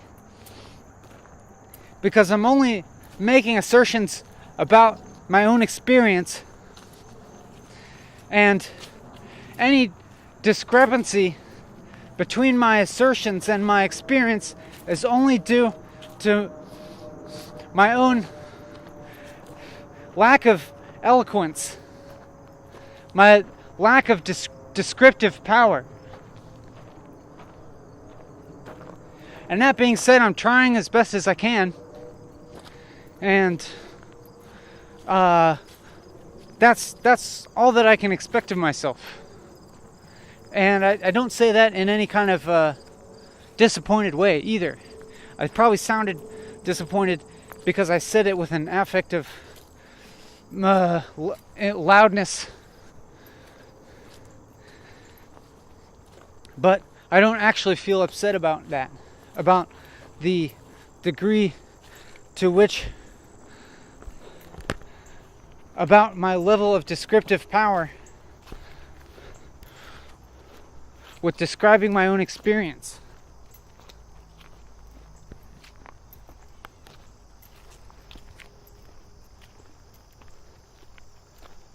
We're not going to be in here in this forest for very long. Before long, we're going to turn around and get back to the main trail, which is, I'm associating that with the neutral quality. Hey, let's go ahead and stray off topic. I think this plant... No, I'm wrong. I was going to say it's wild buckwheat, but it's not. I don't know what this is. These triangular leaves and very round seeds. If there's any plant Anyone who can identify this plant, leave a comment or send me a private message. Look at this blue thing. Look at these blue seeds. Oh, it's really prickly. There's thorns on those things. Tiny thorns. Little barbs. Barblets. Barblings. Fuck! I yelled fuck because I said barblings, and then I remembered the person that I had picked up that mannerism from, and then a person who I'm angry at. Well, that's okay.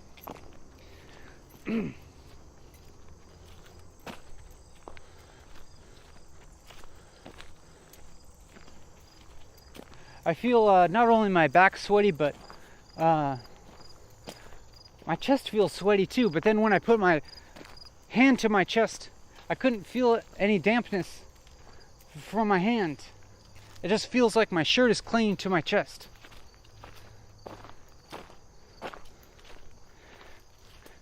Here I am in this externally stimulating environment, having relatively extreme emotions, but all the while pretty much just enjoying having them and expressing them in a way that's entertaining and interesting to me, and trying to be as aware of those emotions and aware of their effect on my perception of the world as much as I can be, and to express as clearly as possible to you my thought process and the things that I'm aware of.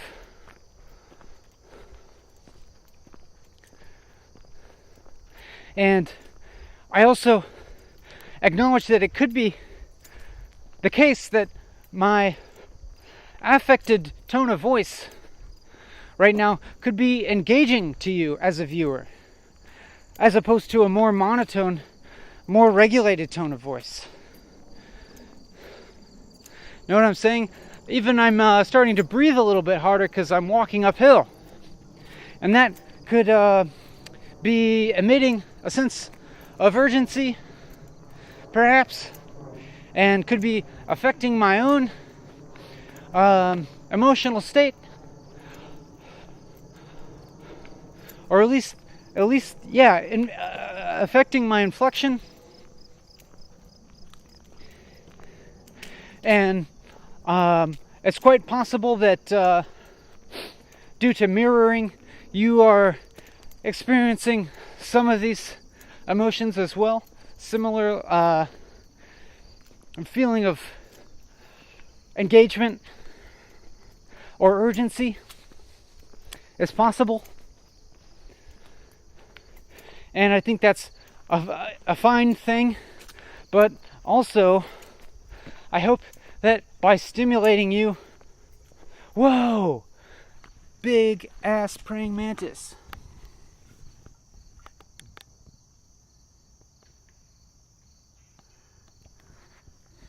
Boink. Look at this praying mantis compared to my hand. It's stretching out its arms forward in front of it.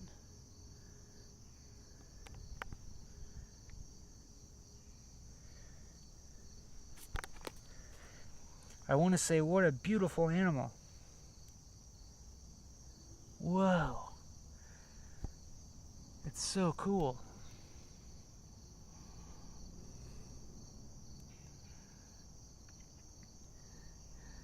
I feel, let me reword saying what a beautiful animal. Let me say, I feel extremely engaged by looking at this animal.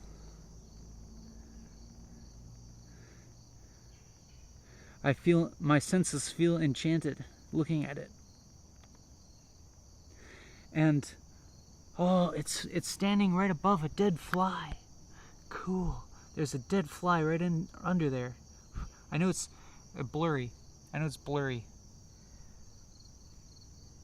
but there's a dead fly right under it. And I wonder if it's getting ready to eat it, but it's like hesitating because I'm here. I feel extremely enchanted by seeing this praying mantis, and by recognizing it as another animal like myself, I kind of compare myself to it in a way, and I imagine what its experience of the world is like, what its base experience of being a praying mantis is, and how it's similar or different to my base experience of being a person. It's moving just ever so slightly. And I only wish that you could see with your eyes with the same level of detail that I can look at this insect. This amazingly green insect that has very interesting and subtle textures and stripes, very subtle stripes of color along its green wings and back.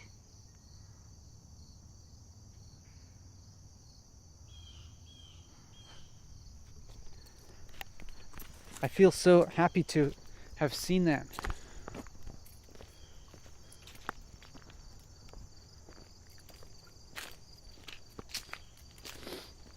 And now I'm going to continue. Now I'm talking in a much calmer inflection.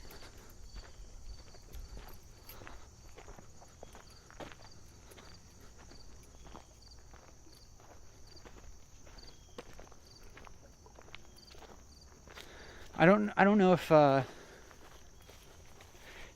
actually feel like I have a choice here whether to continue speaking in a calm inflection or a more affected one, a more, in a way, slightly more agitated inflection, but an enjoyable kind of agitation.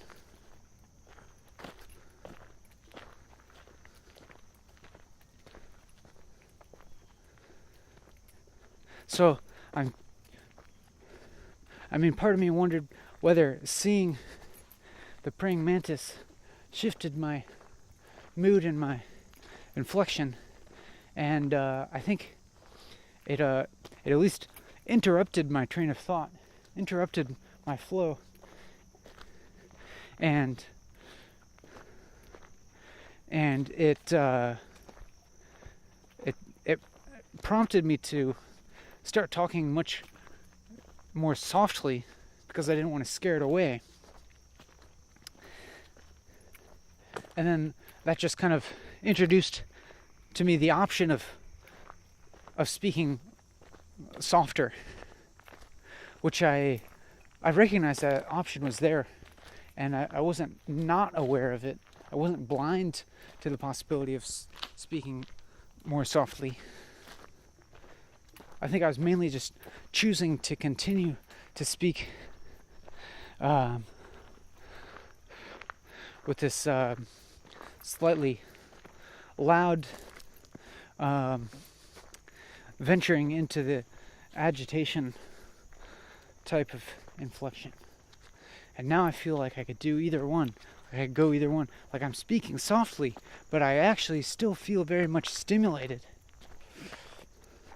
Like it'd be feel totally natural to me also just to speak loudly. But then there's also being, now that I'm in this forest that's really shady, with dappled sunlight, and it's an open forest,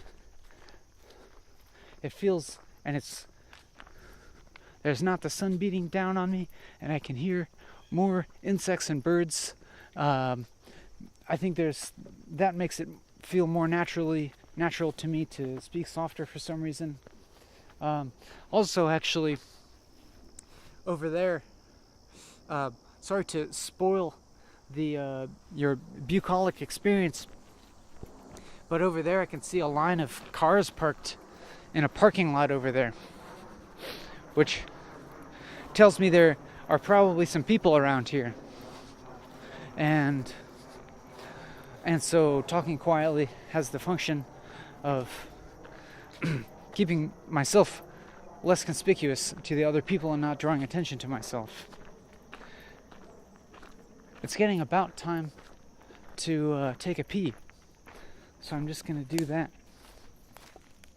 And I don't feel too worried about anybody seeing me, because I'm just kind of imagining that anybody hanging out here is wouldn't necessarily object to me peeing in the woods. But I don't it's not really a very interesting thought to me, so I'm going to continue talking here and see if something more engaging arises out of talking.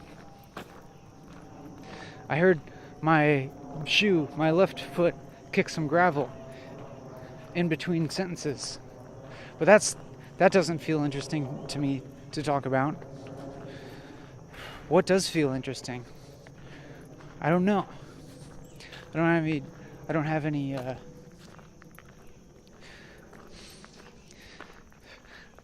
I need to redirect my efforts into maintaining fluidity again.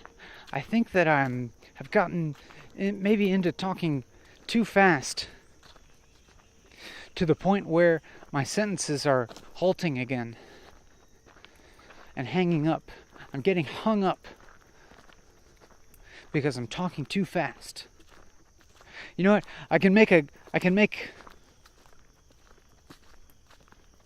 No. I'm not going to talk about earlier today.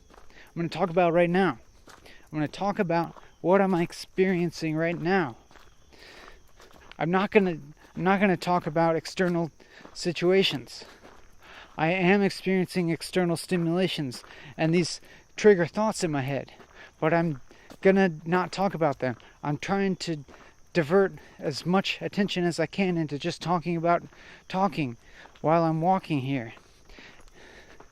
And what I'm doing now is, every time a thought enters into my head that is relating to external circumstances, I'm not saying it, and instead I'm trying to talk about my process of thinking as opposed to that.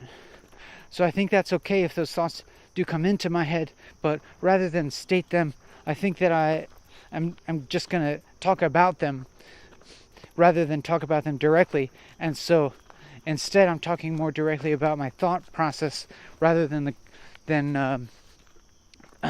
the content thereof. You know, and then I thought to myself, what are the implications of using the word thereof as opposed to saying about it? Thereof sounds like more literary, more educated, more like I'm composing something, and about it sounds more down to earth, more like I'm just talking. And I know it's not important really to... I'm either one of those is they're about equivalent in my mind. In this situation, each of them is on one side of the line of what feels like the most accurate representation of myself, even though also I'm recognizing that every way that I represent myself through speaking is a performance. I felt that the performance that I am trying to do is probably on a line that goes right in the middle of saying thereof and saying about it. When I'm saying a sentence like, I'm saying a sentence like, talking about my thoughts thereof, or talking about my thoughts about it. If going on the thereof side of self-representation is the more sophisticated me. Oh, there goes a deer running.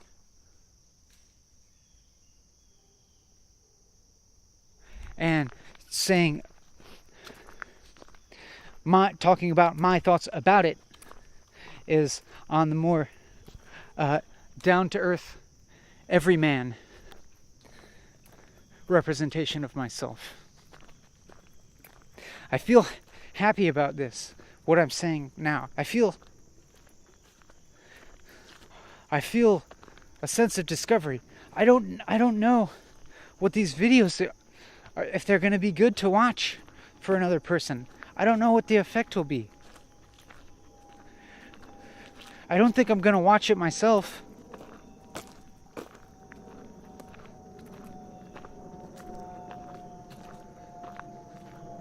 I don't think I would. I doubt that I would enjoy watching this as much as I enjoyed doing it myself. But that's because if I was watching it, then I'd be watching this representation of something that I did in the past. So my experience of watching it would be a lot different than your experience of watching it. So when I say that I don't think I would enjoy watching this very much, it doesn't have any kind of implication about or any judgment about your experience of watching this. And I don't have any kind of judgment about you choosing to spend your time watching this. But in fact, right now I actually feel very grateful that you are. And if you're watching it, and if you've continued to watch it for a period of time, then it probably indicates that either you're finding something of interest or reward in it, or even if you're not finding anything interesting in this video, then you must have found something worthwhile about the process of watching it. That is to say, it could be that the content of this video isn't particularly important to your experience of watching it, but your own process of watching it is what's more important. In fact, I think I would feel very happy if you had that sort of experience of these videos. If while you're watching this, you are not feeling attached or clinging on to any particular content here, or seeing any particular content as being especially important or interesting, but you're observing your own process of watching it and observing your own experience while you watch this video, and noticing things about your own experience and your identity and your habits and your thought patterns, and noticing things about the like kind of base quality of your own awareness / experience. I would feel very happy about that. I don't really know what kind of effect this video could have on viewers.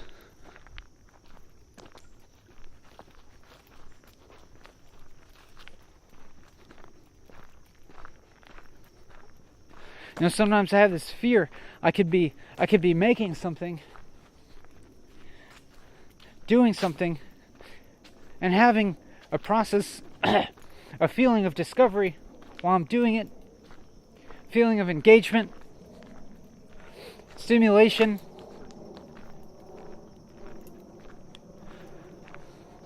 not suffering.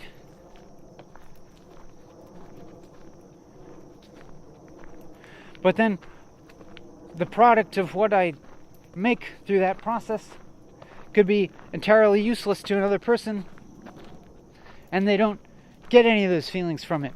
That's my fear sometimes. But maybe all I should do is pursue with all of my effort and being my own engagement and discovery.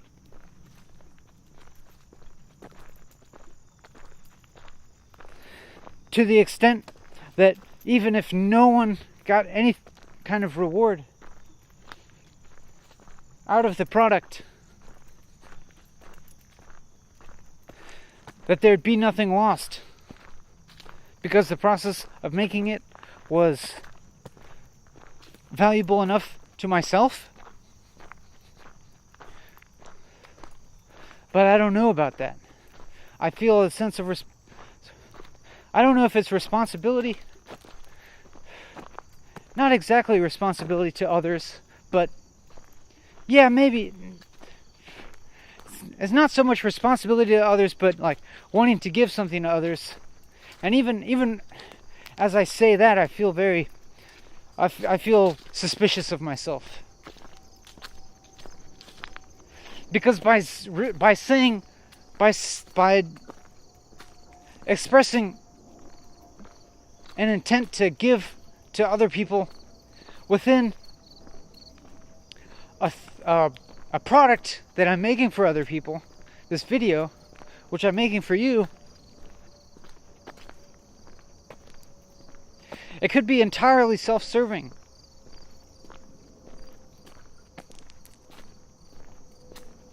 And now,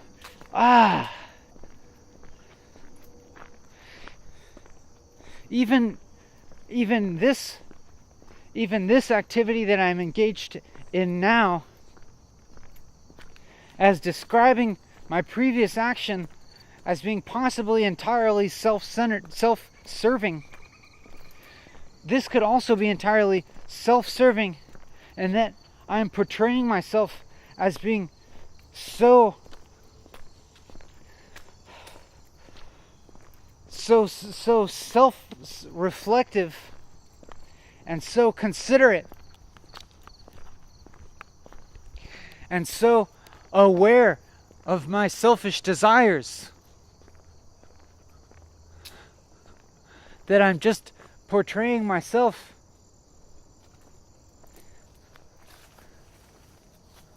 as having saintly qualities of self-effacement.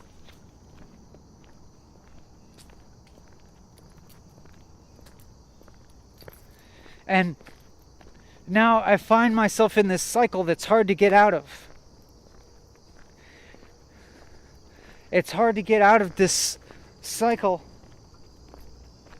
of being critical of the last thought that I expressed.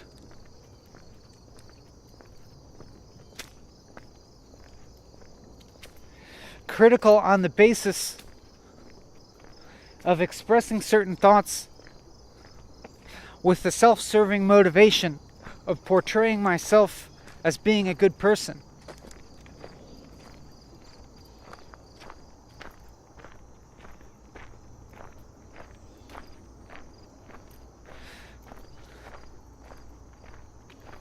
I want to say that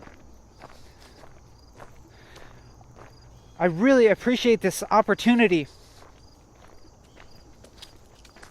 to have these long trains of thought within the frame of making this video.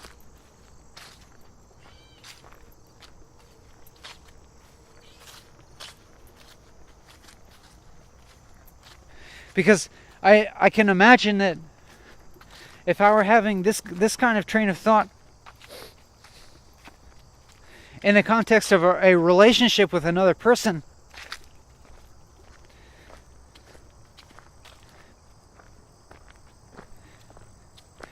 it would be horrible for that person. I don't know. Maybe, I don't know. They would have to be a very special kind of person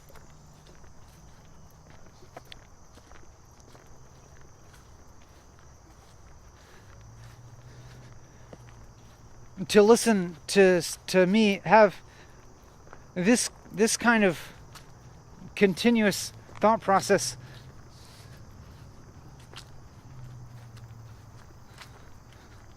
without finding it extremely draining. But yeah, I don't think I would ever subject somebody to that unless they wanted it. If I'm speaking in direct relation with another person who's with me in real life, or communicating in the same time on the phone or on Skype or something like that, of course I wouldn't speak continuously in a monologue. I would desire a dialogue.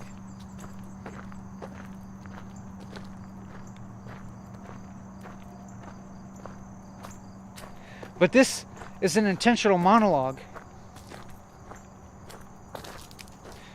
that you have the option to listen to or not.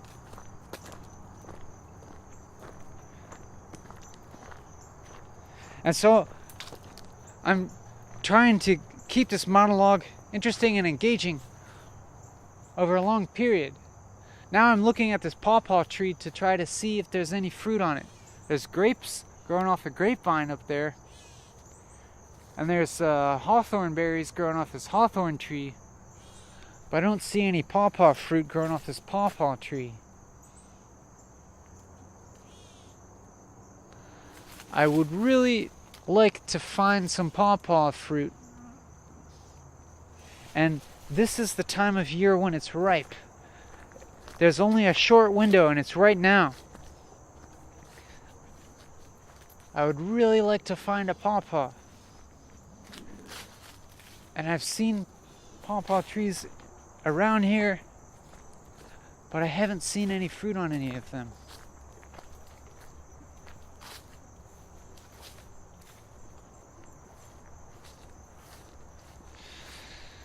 Oh well, that's how the cookie crumbles.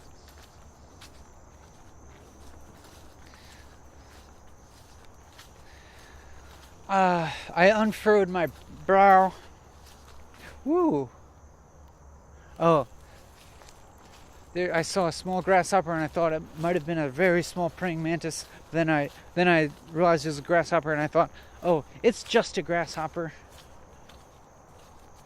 Implying that there's some kind of hierarchy between praying mantises and grasshoppers, and the only one is the fact that I see grasshoppers much more commonly than I see praying mantises, and so seeing one doesn't present the same novelty and enchantment as seeing a praying mantis. Let's try and refocus here. Let's rein it back in.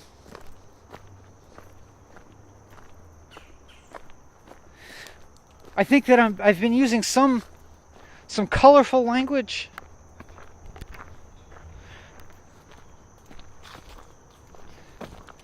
I'm not sure what the word is for the forms of speech that I've been using, such as "that's how the cookie crumbles," or "let's rein it in."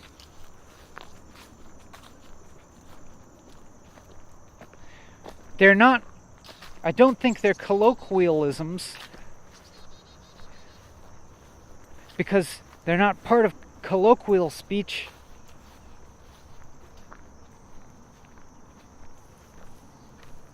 I'm not sure if aphorism is the right word.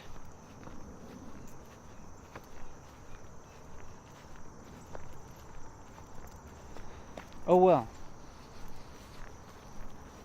If you know the right word for that type of saying, you know, it's kind of like a metaphor.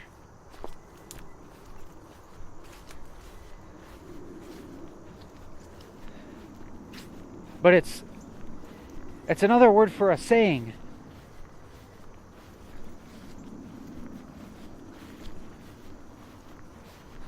If you know what I'm trying, if you know the word that I'm looking for, let me know. I'm afraid of this getting boring for you. But as I listened to myself saying I was afraid of it getting boring for you, I felt a little bit amused by that. Frog.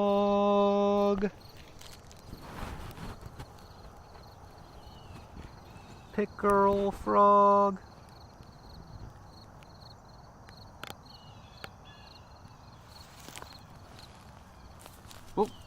Oh, there it goes. Let's go ahead and zoom this camera back out, because I've had it zoomed in this whole time, and you've probably been feeling a little bit of claustrophobia. You've been feeling a little boxed in by the small window of sight that's within your computer screen or your phone or whatever you're using to watch this video. So I've zoomed the camera all the way out so you can have a wider perspective. I don't know what the word is.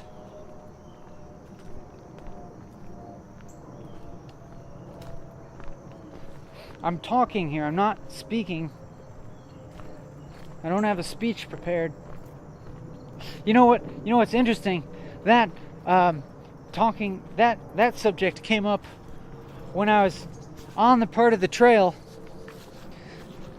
where I talked about it before today. When I was walking up that trail, I talked about the difference between speaking and talking. And then when I was walking back down the trail, I started talking about the difference between speaking and talking again, and those are the only two times I've talked about that. Coincidence? I think not.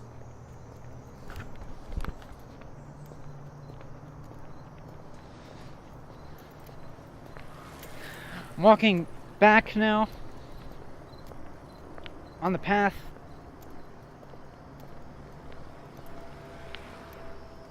I feel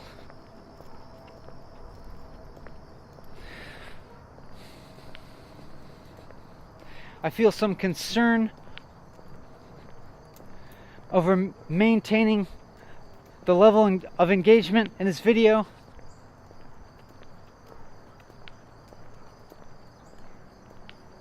It's not that I have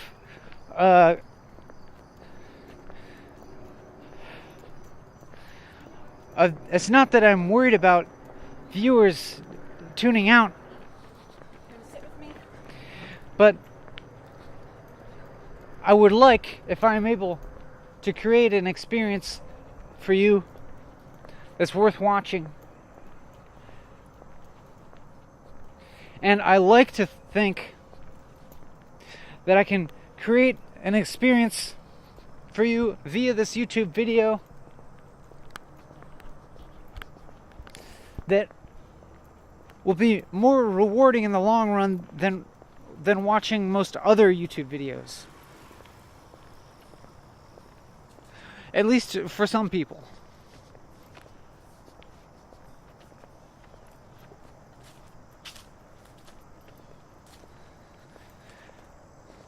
Not rewarding in having gained any kind of knowledge, most likely.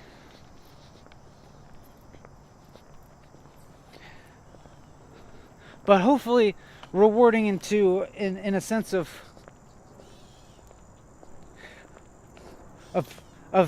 bringing your attention more to the nature of subjectivity,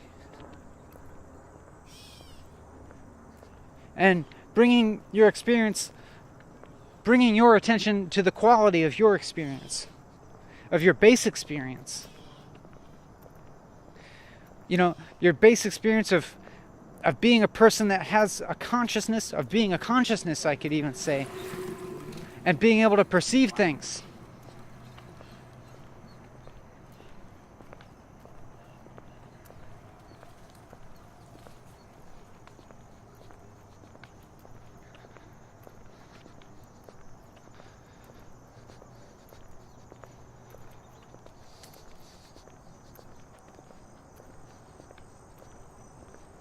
My brow is furrowed.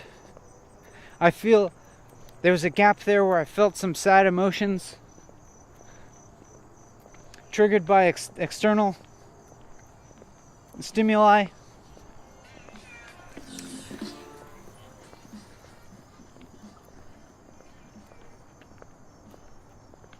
And now a mildly unpleasant nostalgic feeling, feeling like, I don't know, reverse nostalgia for days bygone. That is not desiring to relive my youth.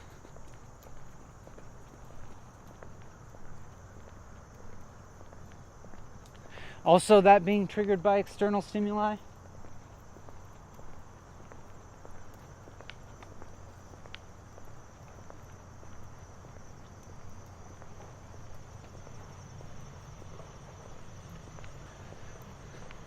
Just noticing more aural stimuli. That is sound. Yeah, I know what you're thinking.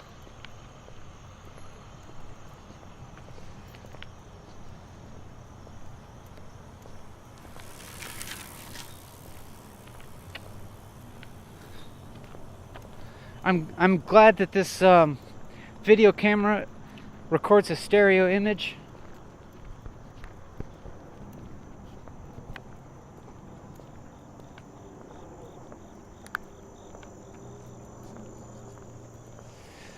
I'm continuing to feel this kind of wariness of my base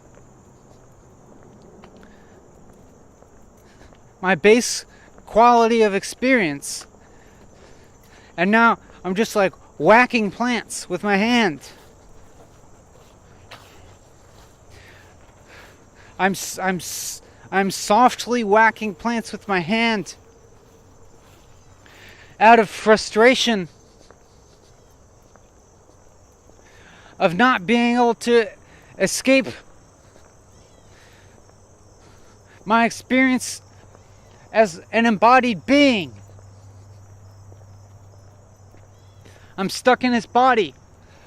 I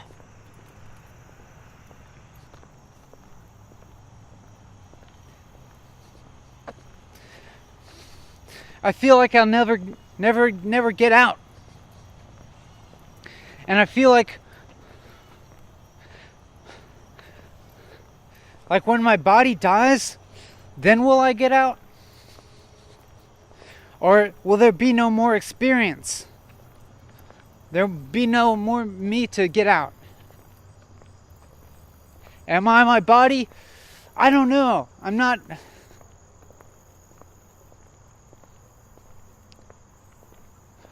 You know, you can do these thought experiments to prove that you're not your body. As in, you can cut off your finger and look at your finger, but you're still you, you're not your finger. And you can cut off your hair and look at your hair, and you're not your hair. And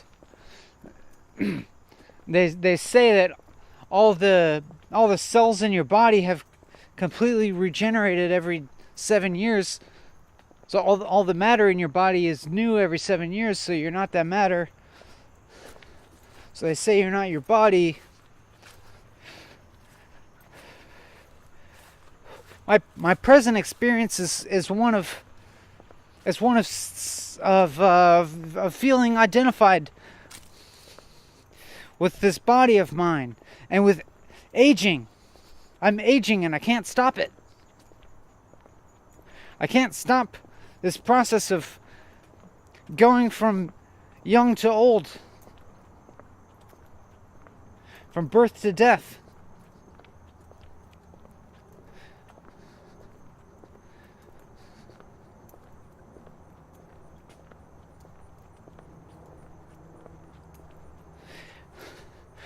if I could stop my perception of time,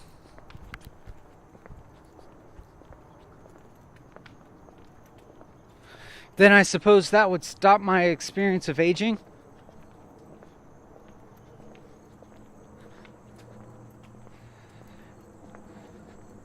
And if I could stop my perception of time, I don't know. That seems like that would stop my perception of my identity. Also, seems like it would stop identification.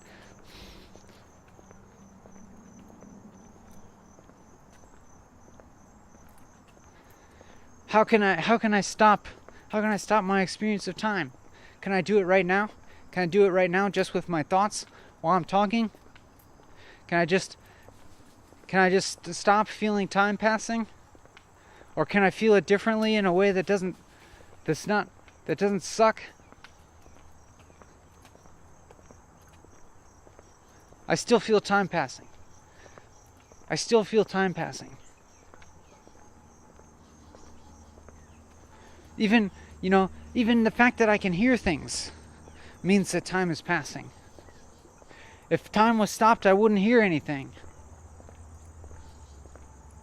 Because to hear things requires movement of the air and movement of my eardrums and movement in my brain.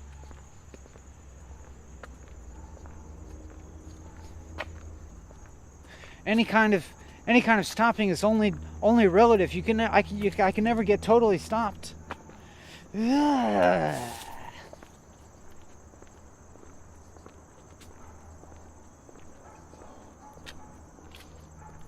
I think even a relative experience of stopping would feel good.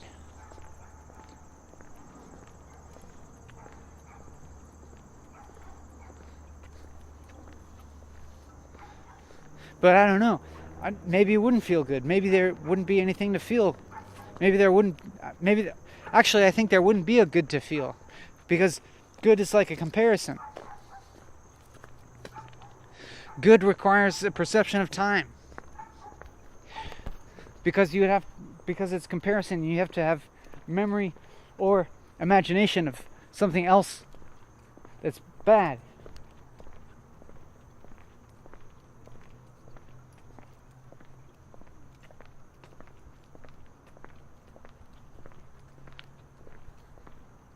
Why do I want my experience to be different? Because I guess I want to feel good.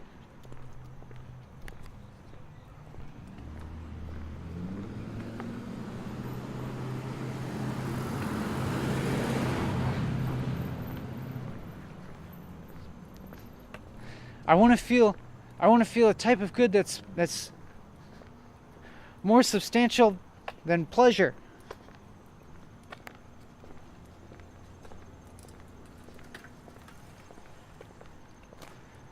I don't even enjoy pleasure that much anymore.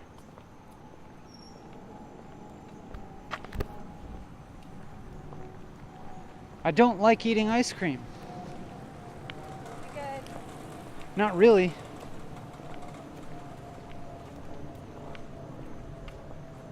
This makes me feel kind of gross.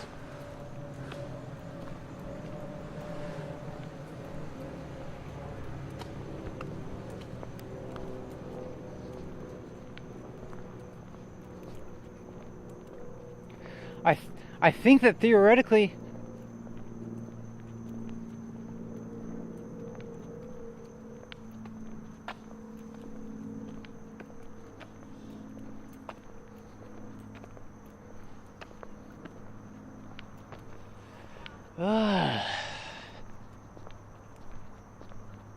I'm still here.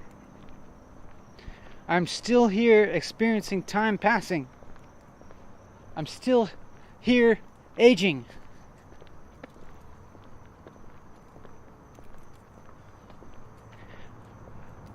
I've always been aging. As long as I've existed.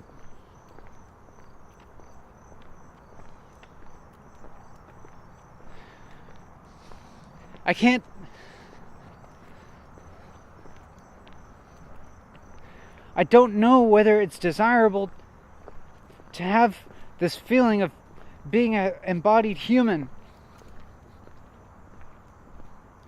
because I don't know what the alternative feels like.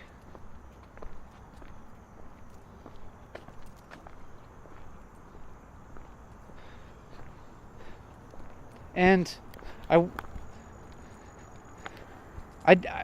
kind of wonder if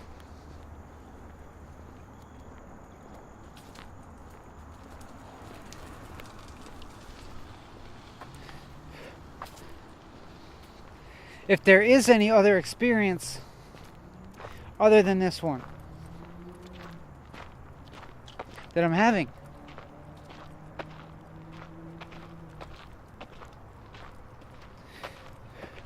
I mean, I have a memory of past experiences, but those memories, the memories are not nearly as real as my present experience.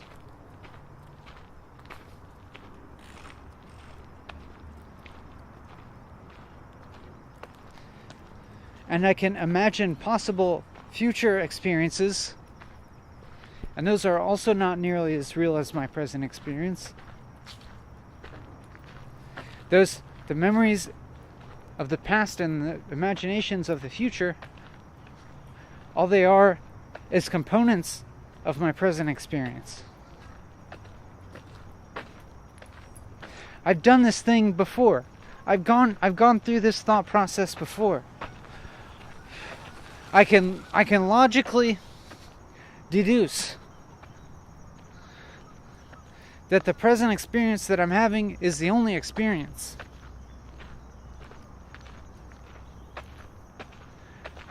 But I'm not sure if that really changes the quality of my experience.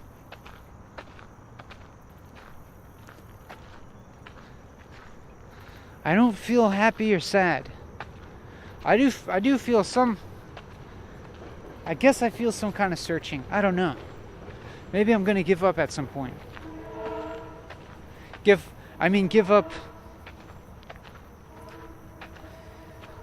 up this desire to have a different baseline experience.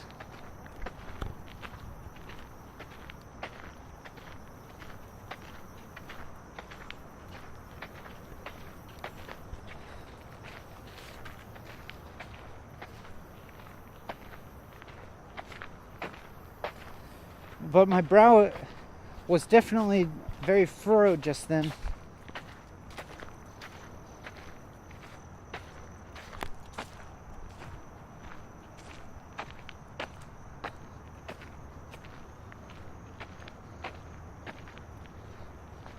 I'm walking slower, I'm talking slower. This always happens at this point. I get slower. There's still a lot of time left. Still a lot of time left in this video.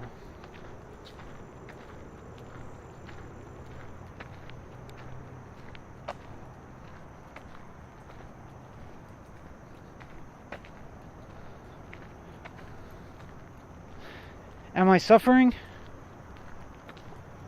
I'm not sure. I feel more physically tired than in the beginning of the video, but I feel it pains me to listen to myself say that because I've said it in past videos. Started talking about how I get more tired towards the end, and the repetition of that is tiresome to me. What if I'm in? Am I actually in a negative mood? I'm not sure. Not sure if I really feel in a negative mood.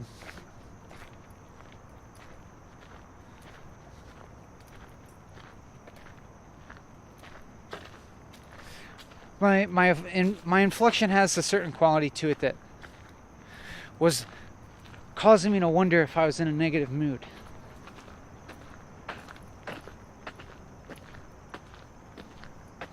Is this a completely self-indulgent vlog?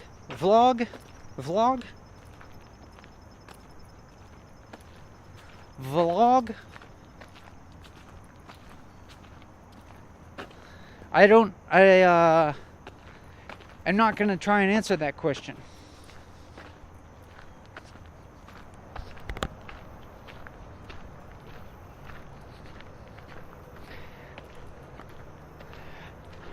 I have the thought maybe I'll retrace my steps of this walk to make it as symmetrical as possible.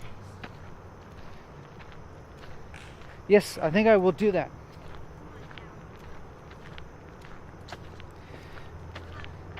Because I turned around and reversed my path right about the midpoint. And so I can make a very symmetrical video in terms of where I'm walking. I'm not going to try and speak backwards and say everything that I said in reverse.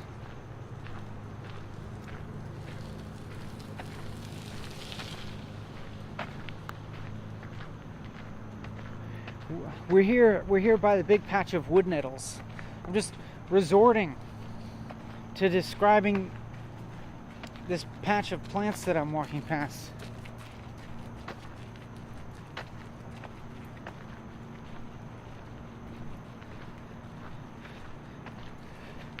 Out of some sense of desperation, whether that desperation be real or whether it be kind of superficial. I'm getting the sense now that it was kind of superficial,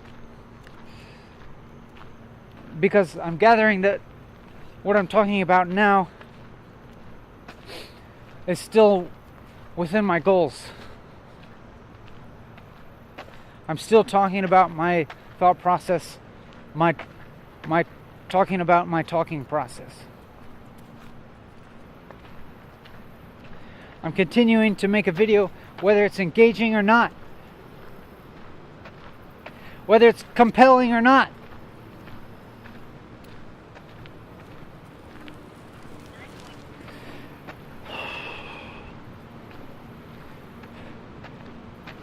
And then I had all sorts of judgmental thoughts about myself as a person just now. Intense ones. Intense self-judgments.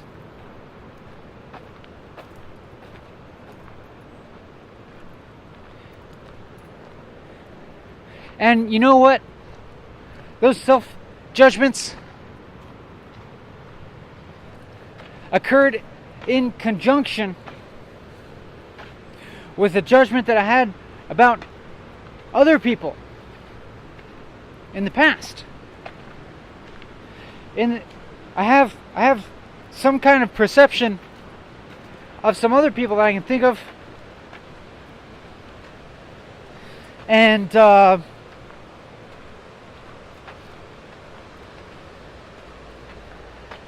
perception had some negative aspects to it. There was some negativity in the perception that I had about another person in the past. And then, just now, I had a self-judgment in which I compared myself to that person and felt negative about myself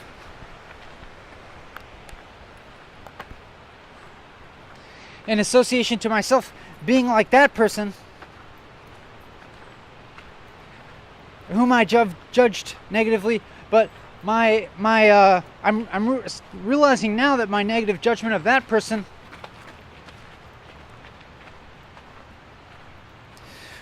resulted from evaluating them based on my perception of society's values at large. And I'm realizing that I don't have to accept those values.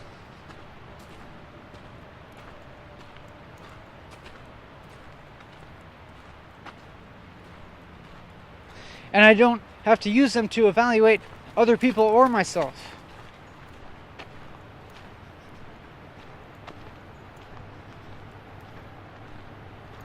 I notice a strong correlation between the extent to which I judge and evaluate other people, and the extent to which I judge and evaluate myself. Because if I'm using those value judgments, then they're going to apply to both myself and other people.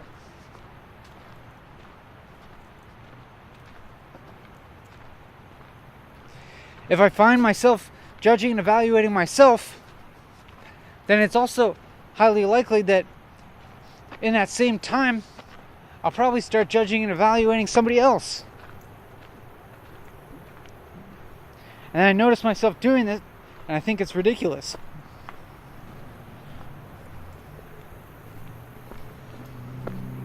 And then, but even that is a self-judgment.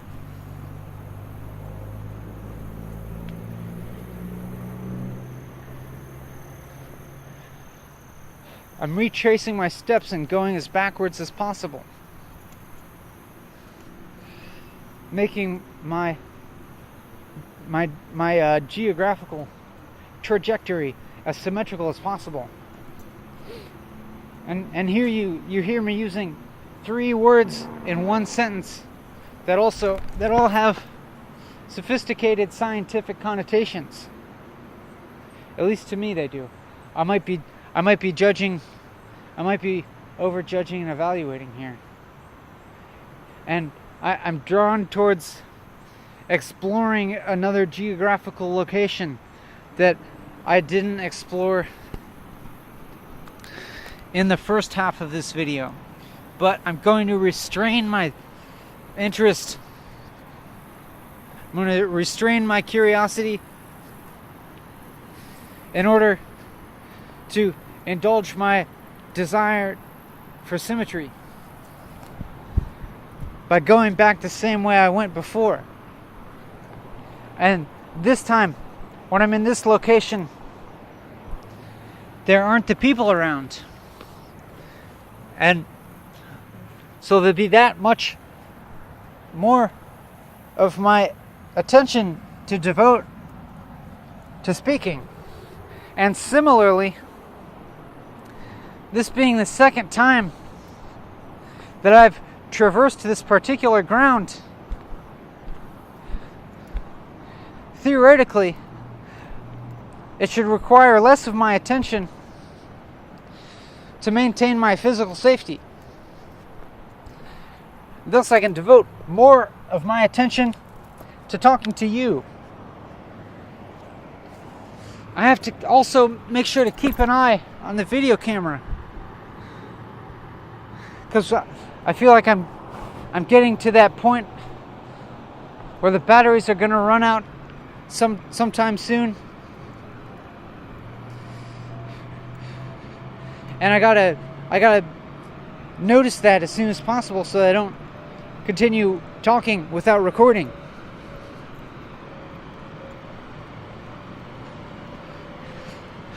I feel stimulated by walking here. I feel stimulated by the mild sense of danger. I feel stimulated by the path itself that I'm walking on, by the colors of it.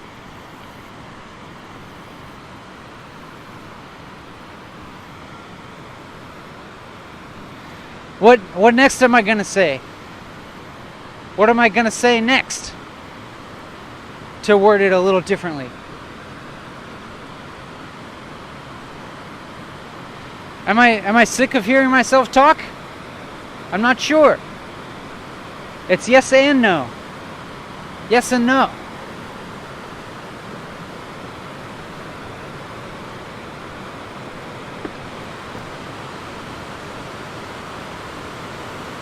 I feel sad. I feel some sadness. But that sadness only came up in the gap when I wasn't talking.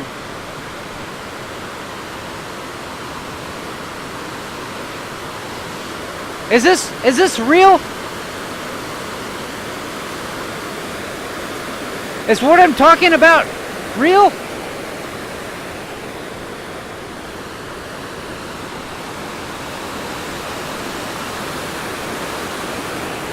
Is this a real process of talking? Is this really a generative process?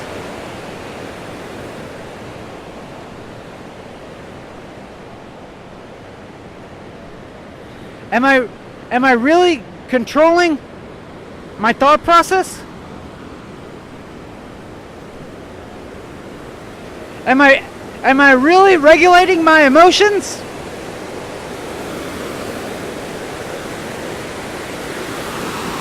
Am I really engaged in a creative process? Is this actually creative? Do I want to be creative?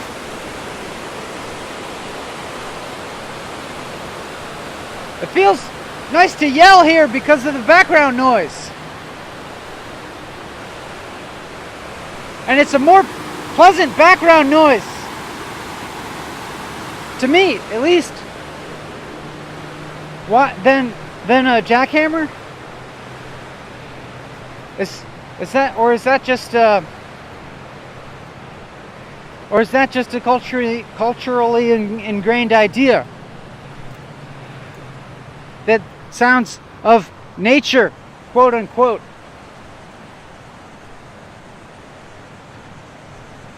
are more soothing than sounds of industrial civilization?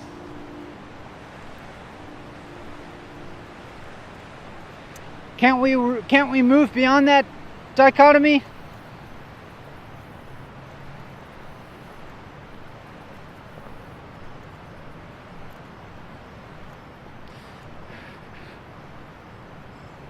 Or would it be classist to do so? Ugh. Listen to me. Listen to me. Listen to me. Listen to me philosophizing like a leftist.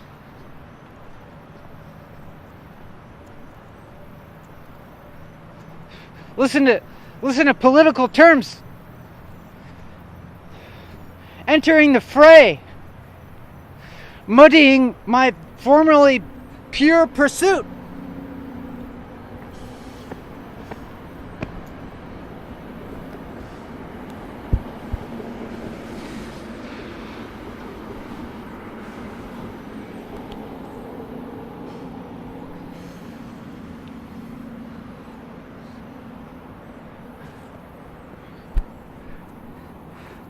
It's not that the message has become didactic exactly, but it's entered a realm of using terminology that I wonder if even by the inclusion of that terminology that value judgments are being made. Terminology like classist,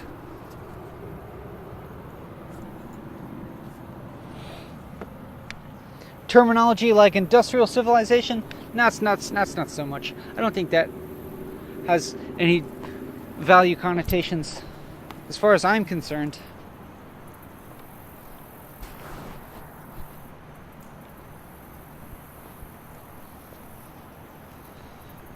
But terminology like leftist,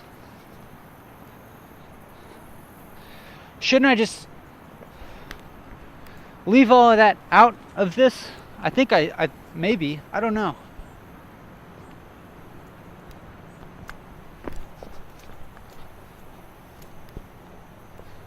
I have to keep a close eye on the battery meter, the battery indicator light. It's not really a light, it's just one small segment of the LED of the LCD display.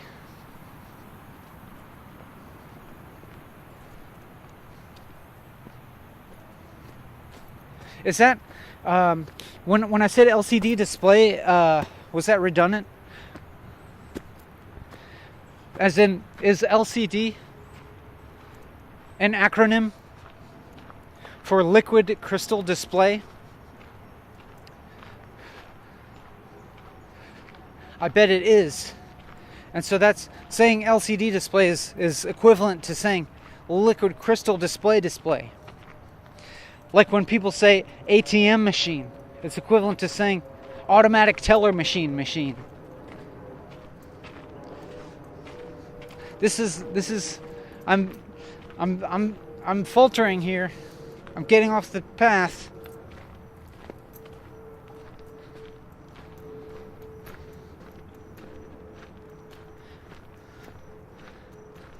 I still got a lot of time to fill here.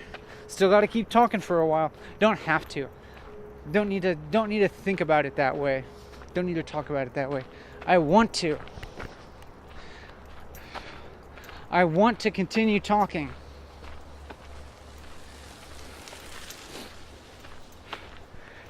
Despite some current feelings of weariness of talking, and feelings of weariness of searching for the next thing to say, and feelings of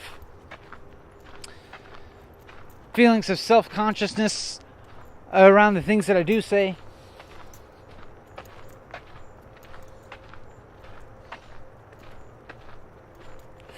Wondering,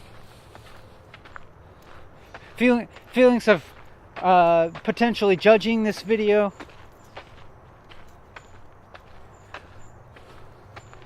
Mostly I'm being successfully, actually, I think, in not judging it.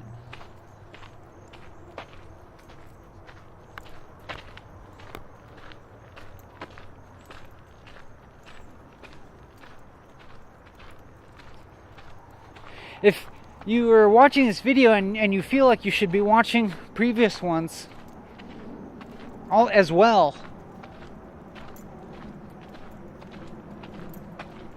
I don't think that you should necessarily... Here's the butternuts again. Should I pick them up?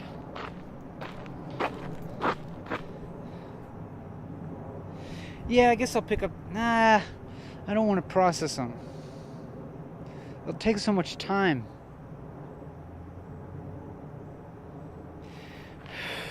Yeah, I guess I'll pick them up. But then I'll have the holes at home. I'll need to take the holes off here.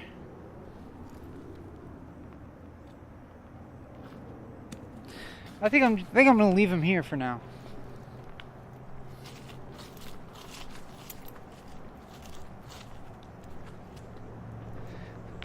Maybe I'll get them later. Maybe I won't. And then I'll just forget about them. I got plenty of butternuts at home. I mean, I could have more. But here I am.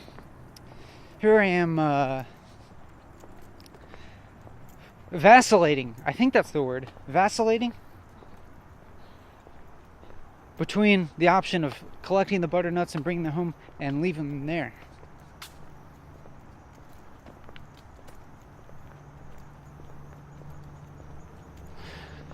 Where what I really should be vacillating about is what to say next. But I am. Trust me, I assure you I'm vacillating about what to say next. Not really. I'm not actually vacillating in the sense that there's two options that I'm having a difficult time deciding between. It's more like every time I stop talking, then I start searching. But if I can keep talking, then I can stop searching. I'm actually just gonna keep the pace of walking about the same now, and try to keep my pace of talking about the same now. I'm feeling like my inflection now is different than it's been for most of this video. It's not the kind of loud, super assertive inflection that I had earlier on. And it's not the soft and calm inflection that I had at some shorter periods. It's a little bit more rapid. It's not perfectly fluid.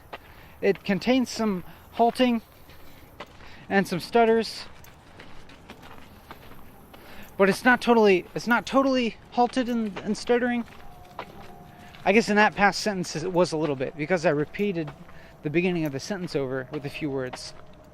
Somewhere in between all of those extremes.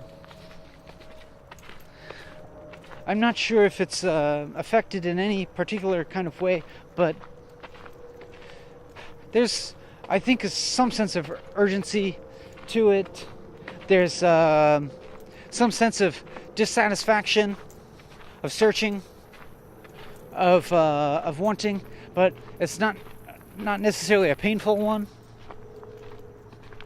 It's like a sense of movement. That's what it feels like to me.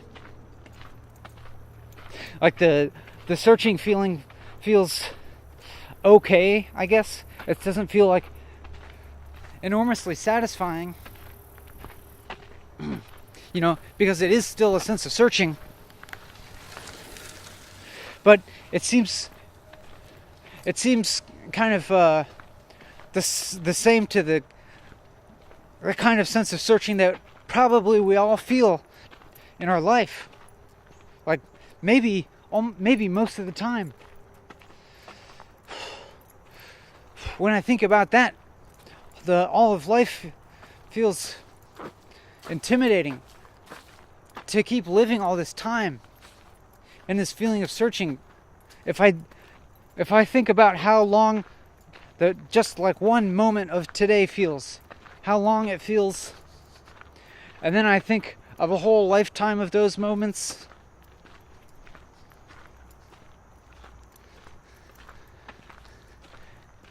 and if I were to feel like this quality of searching that for that whole life, it doesn't sound appealing to me. I'm questioning the worthwhileness of bringing more beings into the world. Or another way of putting that is I'm questioning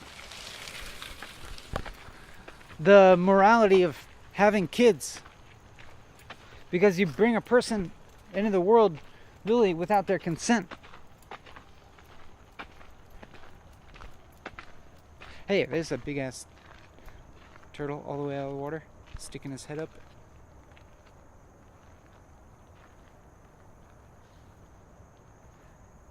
I like this turtle a lot.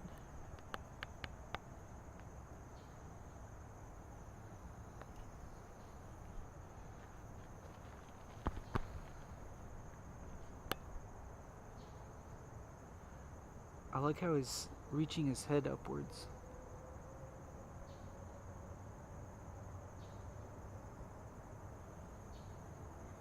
I wonder how long he will stay there if I stay here. I don't think I'm gonna stay here long enough to find out. I wonder if that turtle feels the same quality of searching. I wonder if that turtle ever feels tired of experiencing time passing. I wonder if that turtle has any conception of itself aging.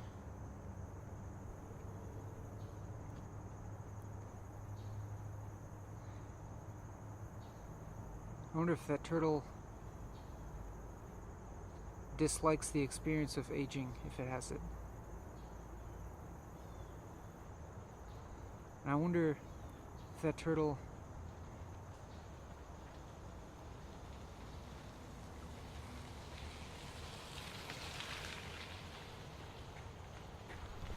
let's just keep walking. And talking, of course. And I'll try and behave kind of like a... I'll try and behave like I'm a person who's employed in a job that involves public relations. And it's an important part of my job to maintain a cheerful mood and attitude, or at least to project a cheerful mood. Am I doing a good job?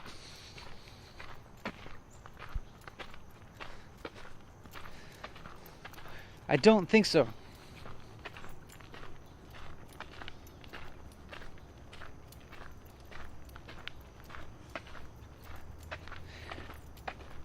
Maybe actually you're the sort of person that doesn't want the forced cheeriness. Maybe you like the honesty more.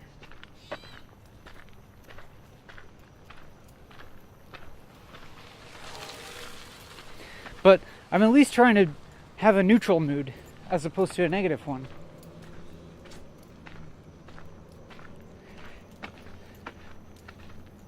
If only for my own quality of experience.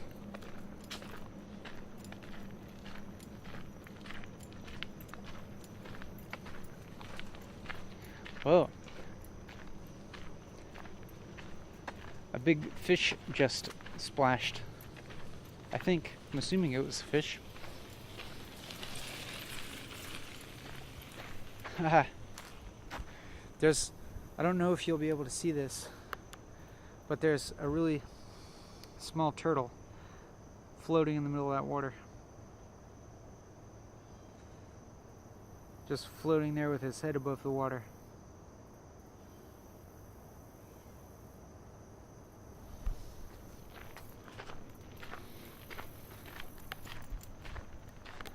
Let's zoom the camera out again so that you can have a wider vista.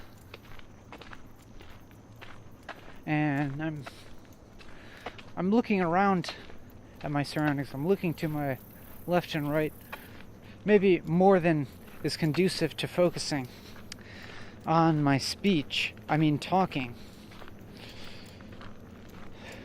Often when I have a long, continued, focused train of thought,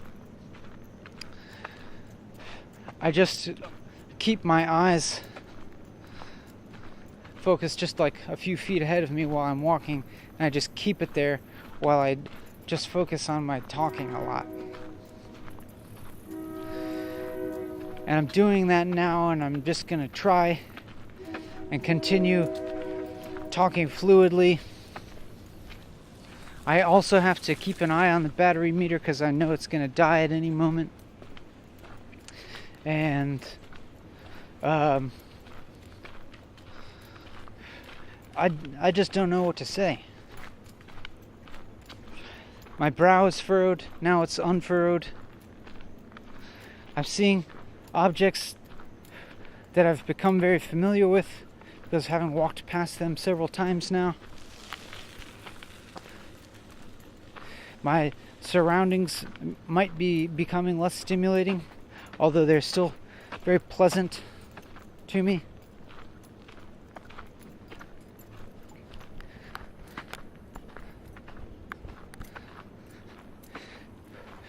It's funny that I feel like I had the thought of I've run out of things to talk about. I've said everything that there is to say. But that's actually kind of ridiculous because from the very beginning I didn't have anything to talk about. The whole time I'm always out of things to say. I've always already said everything that needs to be said. Look at this. Look at this tape with arrows on it. Pointing, a bunch of arrows pointing at the next arrow. Whatever. It's a thing. Who cares?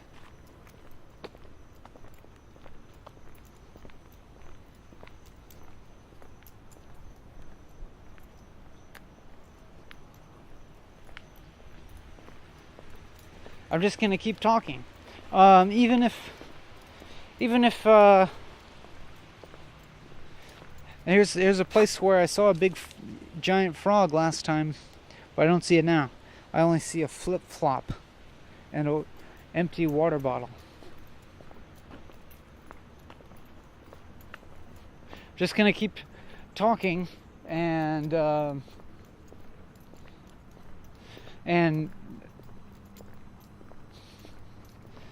there's no sense of feeling resentful about talking or feeling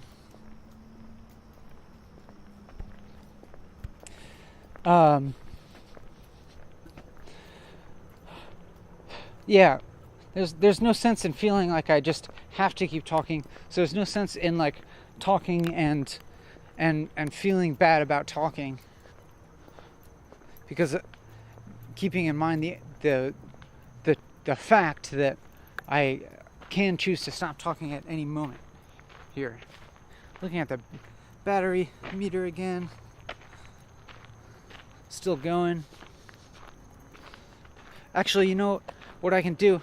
I can just change the batteries now to the fresh ones before it stops by itself, because I'm confident that the fresh batteries have enough juice in them to last to the end of the video. So I'll go ahead and stop the video now and transition to the fresh batteries. No more worrying about whether the batteries are about to die. Am I maybe making the world a worse place by making this video and this whole series of videos? For one, I'm walking and I'm consciously refraining from interacting with any of the people that I pass in real life. And that has some small effect on their experience. That is, perhaps they would have desired an interaction, even if it were as slight as exchanging pleasantries, but instead they experience a guy just walking and talking into an electronic device and completely ignoring them. And so perhaps that contributes to an increasing sense of isolation for them. And so it encourages them to pursue other means of fulfilling their needs, and maybe it leads them to unhealthy strategies for meeting their needs, like certain types of sensory stimulation that would have negative effects on their overall well-being. For example, maybe they go and look at Facebook because they feel so lonely, because people don't talk to them on the bike path, because they're all looking at their phones and talking into electronic devices, just hypothetically. And then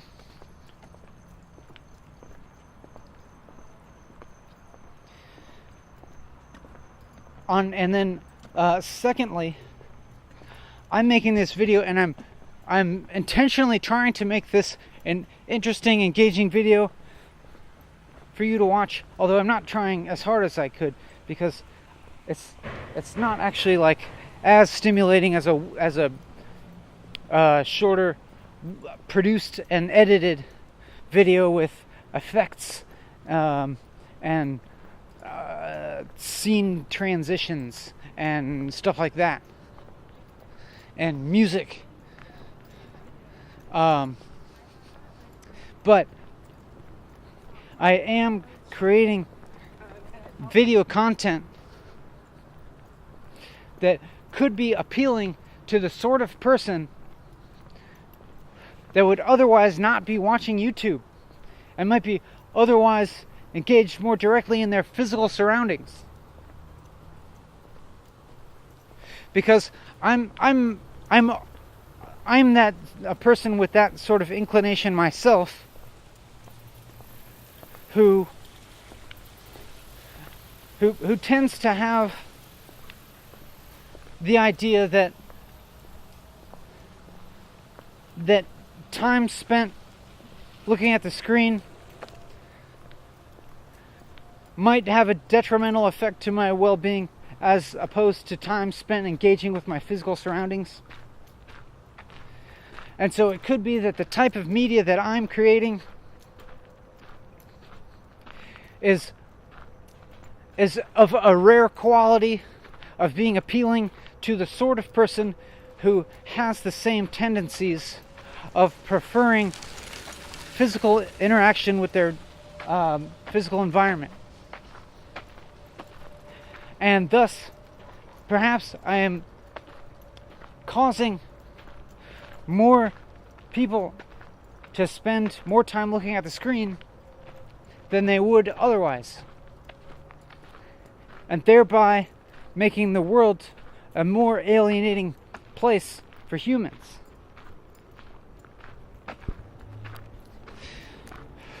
But then I wonder if there's a longer term picture, a bigger picture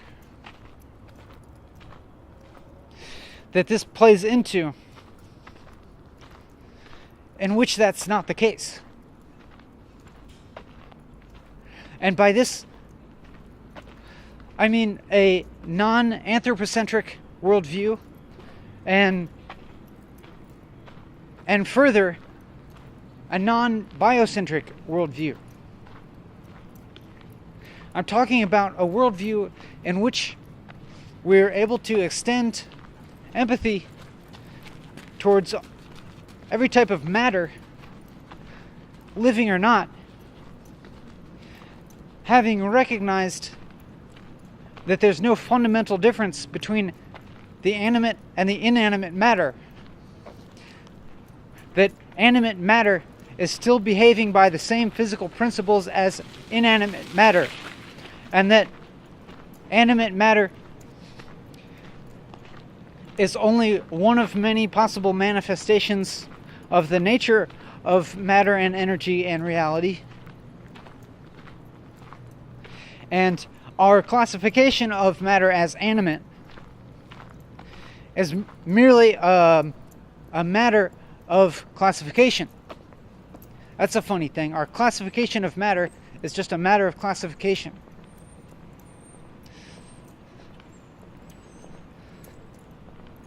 That is, identified as we are as beings that are alive, we are prone to recognize other manifestations of matter, other patterns of matter and energy that are similar to our own, the pattern that we are, and we recognize them as living. So we see an ant and we recognize it as another living being, because we also identify ourselves as selves that are living beings.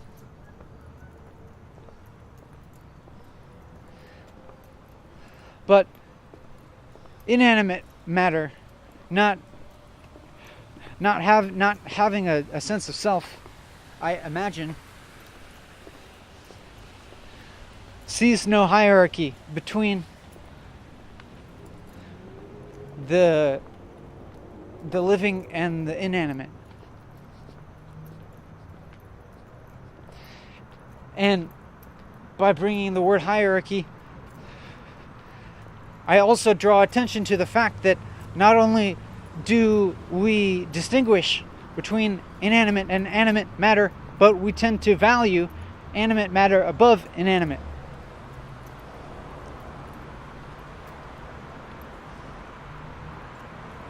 And from that derives our value of life in general.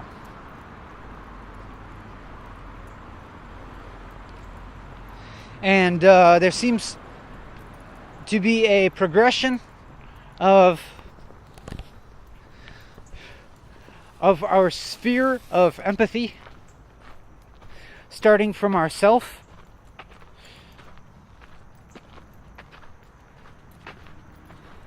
that is an egocentric viewpoint where we are only able to consider our own needs and not that of others. And I imagine as a very young child that this is what we're like. And then at some stage in our development, we begin to recognize the needs of other people and consider them and extend empathy to other people. But perhaps it's limited. Maybe at first we can only extend our empathy to like our own family members, our parents or our brother and sister, and then maybe to some friends, and then but not to strangers, other people you haven't met before, and then maybe as we develop more, we can extend it to our entire ethnic group, and so we can see that there are certain people who are in a state of being able to extend empathy to other members of their ethnic group, but no further. And then we can see that there are people who are able to extend empathy to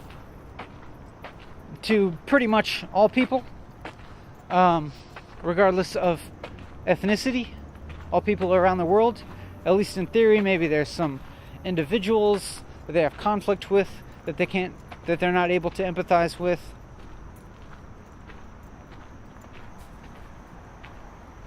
Hey, check out that void. And then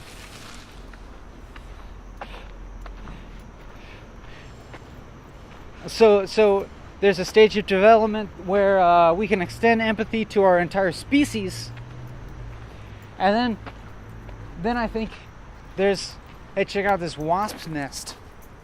Whoa! Look at those wasps. Holy cow, they look intimidating.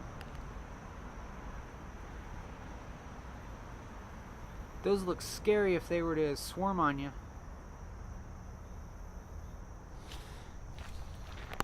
Perhaps there's another stage of development where we're able to extend our empathy to all other animals as well, and this would coincide with vegetarianism or veganism, caring about all the other animals, because recognizing that they're also beings. And then beyond that, maybe we begin to extend empathy to all life forms, including plants and funguses and bacteria. Maybe bacteria is a little bit of a stretch, because obviously pretty much That's its own thing. anyone will prioritize their own health over infectious bacteria, pathogens. But that does not necessarily imply that their sphere of empathy cannot include them. Just because you may prioritize yourself or those closest to you above those farther removed from you in similarity, doesn't necessarily mean that your sphere of empathy is not able to encompass them. So I'm starting now. I'm imagining a further stage of development where we can extend our sphere of empathy beyond just other living organisms to encompass all matter itself and all of existence. And what if we were able to do that to an extent that we didn't experience any hierarchy?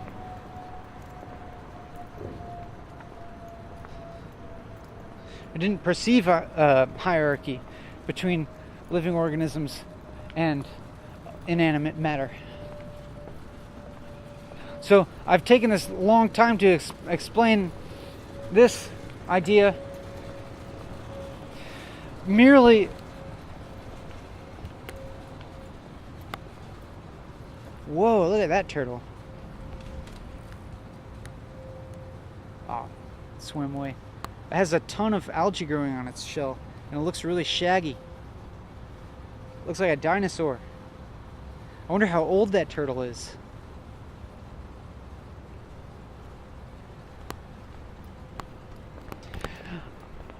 I've taken all this time to explain this possibility of extending empathy to inanimate matter.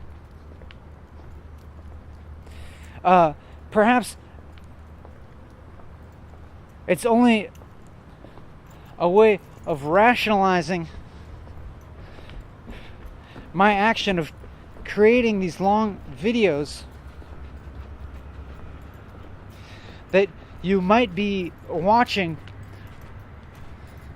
where you would otherwise be interacting with your physical surroundings, or maybe interacting with other people or other living organisms, as opposed to a computer. And this rationalizes it, and that this activity of looking to the screen, looking to the computer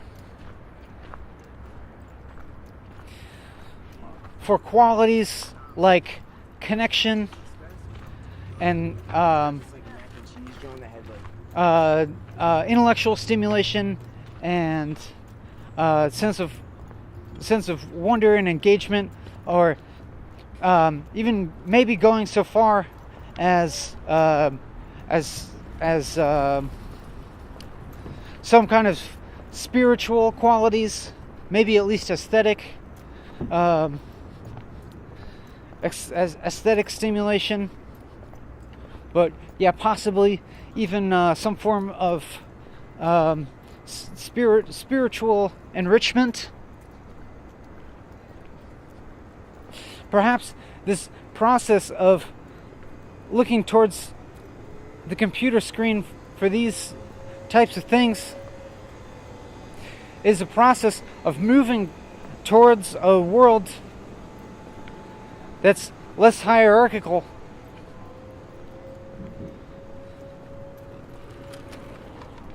in terms of the animateness of matter, or the perceived animateness.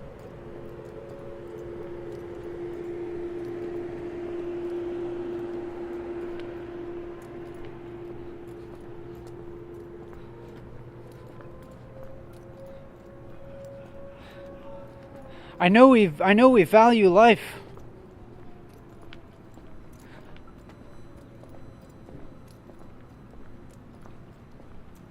but is there really any fundamental difference between something that's alive and something that's not? On the really basic level of its physical, of it being part of reality and manifesting the same physical properties of matter and energy. And is there any fundamental difference between the two that is not a anthropocentric or biocentric viewpoint?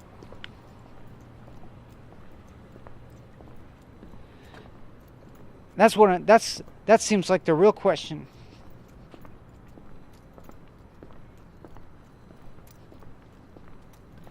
Is there any way that we can judge life as being sacred or superior to not life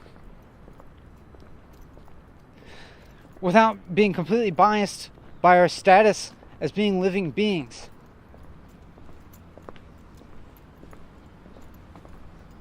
And you're not going to be a living being forever. And not the human race, and nor will any biological species of life at all continue forever.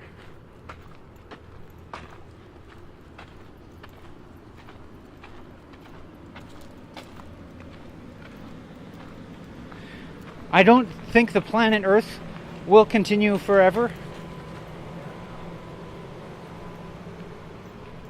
If we are to believe general scientific consensus, then millions of years from now, the sun will begin to expand into a red giant and become so large that it actually envelops the Earth within its perimeter, just completely burning it, incinerating it. But even well before it envelops it, it will incinerate the Earth before it even envelops it, because it will be sending so much heat energy onto the Earth that no form of biological life is possible whatsoever,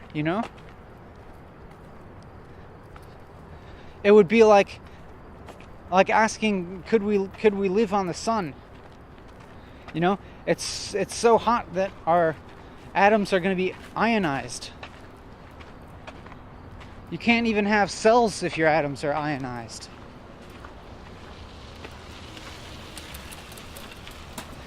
So this is all just to say that life's not going to last forever. And everything that we are, everything that's alive is going to have to deal with the state of being not alive. You're going to have to deal with it.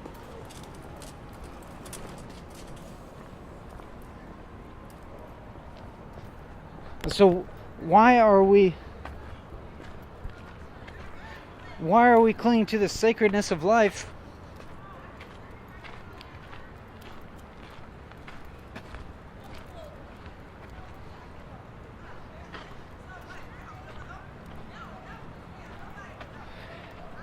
and valuing it above everything else?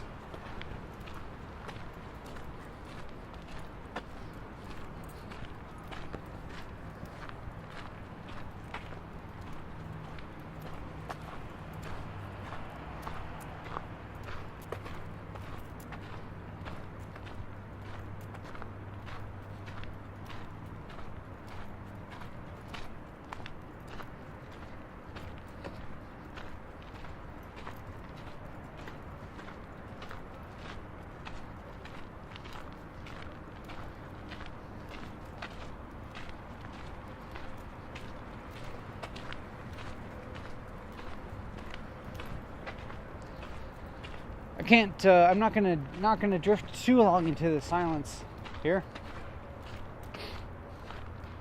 Here's a mosaic representation of several turtles. Not only is it it's not actually a mosaic representation of turtles. Actually, it's more likely an LCD display that you're looking at that's representing the mosaic, that's representing the turtles.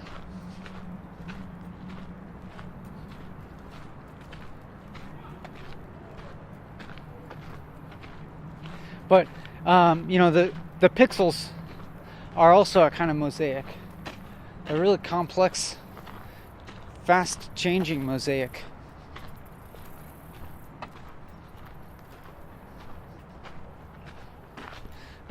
This mosaic that I'm looking at is really just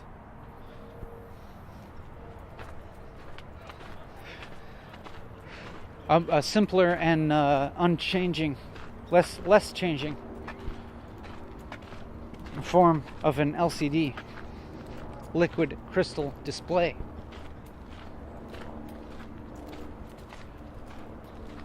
And here I go again, continuing to walk and completely ignore the people around me. Just I'm interacting with you, and in another sense, I'm interacting with you as a human primarily. In another sense, I'm actually here just interacting with the video camera. I'm just talking. In another sense, I'm talking to just an electronic device right now. It's funny to me to talk about talking to just an electronic device, because it causes me to see myself in a slightly different light. That's kind of funny to me. I just saw on top of one of these columns or pedestals or whatever the hell these are, 2 unshelled pistachios, and they looked like the type of pistachios that you get in a bag where they're pre-cracked, but you get a few of them that don't have that pre-crack, so you can't pull the shell apart with your fingers very easily, so you just leave them in the bag, or you put them back in the bag until you get down to the bottom of the bag and there's nothing left but the ones that are hard to crack. So that also And then somebody instead just left those there on top of a column.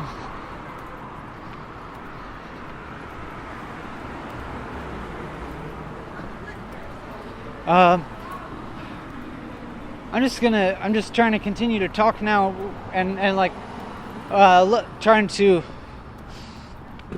come out from beneath the shadow of the lofty ideas that I was explaining for the past several minutes, and to just be accepting of my current situation of not having any kind of lofty or grand idea to explain right now, and just be accepting of my current situation, which is pretty normal, being a guy walking on the street in a normal commercial area, feeling nothing particularly distinctive about my situation, about myself as a person, about my surroundings, where I'm at.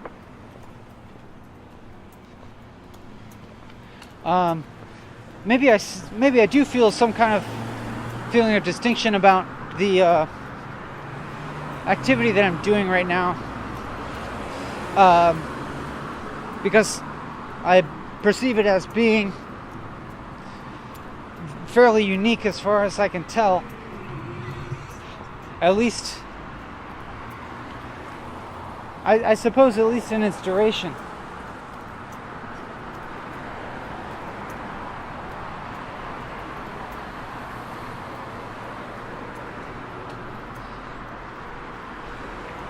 I feel the physical tiredness. I also know that I'm going to be able to end this video before too long here. Getting towards the end, I'm noticing the car traffic around me, as reflecting a general state of finishedness, as reflected by a higher volume of people driving on the road from after finishing work, I'm assuming, driving home from work. And I'm about to join them in spirit at the end of this video.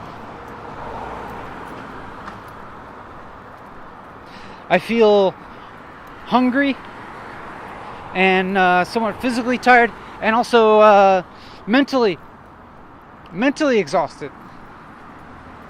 But feel all these things in a somewhat satisfying way, knowing that pretty soon I'll be able to change what I'm doing to better fulfill my current physical and mental needs. even though also I have some plans that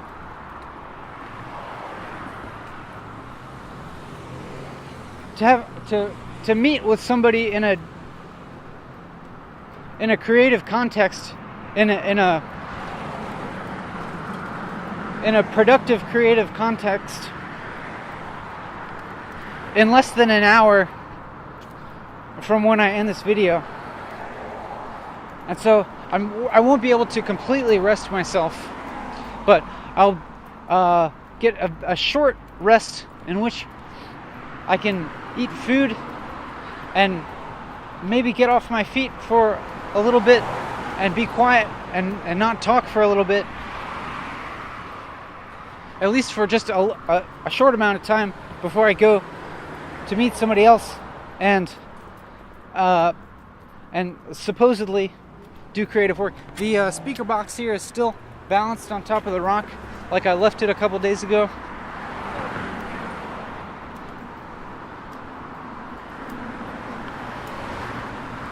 Maybe if you're somebody who knows where I am, if you know where I'm walking, you can go and move that speaker box and place it in such a way that I'll see it in the future, and make it apparent that it was intentionally put that way rather than just falling off. And that will, I think that may engage both of us in our surroundings in a fun way that is rare in our current paradigm. That's different from the normal way that we interact with the world. Whether it's preferable, I don't know, but I think it would at least be enjoyable for the two of us.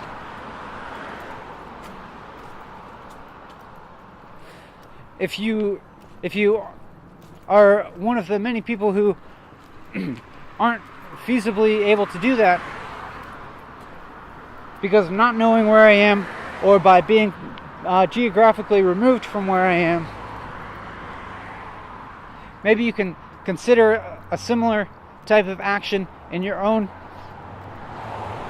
surroundings. If you notice an object that resides in your daily path, maybe you can alter it in a way that makes it noticeable, and that would perhaps provoke other people to notice it being altered in some way, and provoke them to perhaps alter it further, and engage in a type of dialogue with a person who they can't identify, don't know who they are.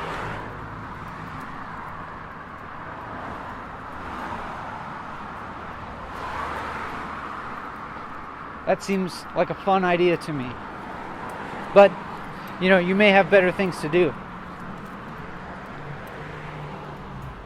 You may have, or to say, you may have other things. You may have other ways of fulfilling your need for fun.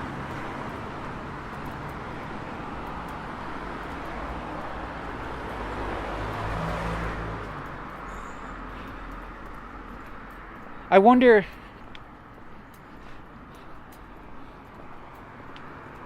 I had a thought that I'm now feeling very critical of the thought that I just had, that I was considering saying, and then I interrupted the saying of it with expressing my own criticalness of it instead.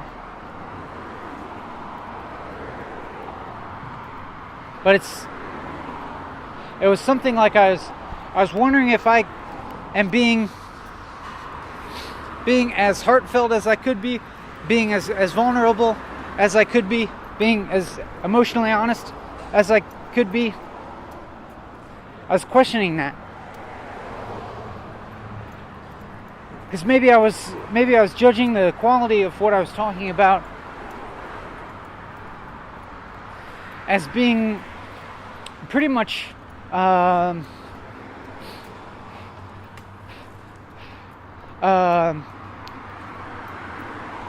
somewhat devoid of emotional affect, at least for the recent part, and stated in a somewhat flat, neutral tone. I think that's still what I'm doing.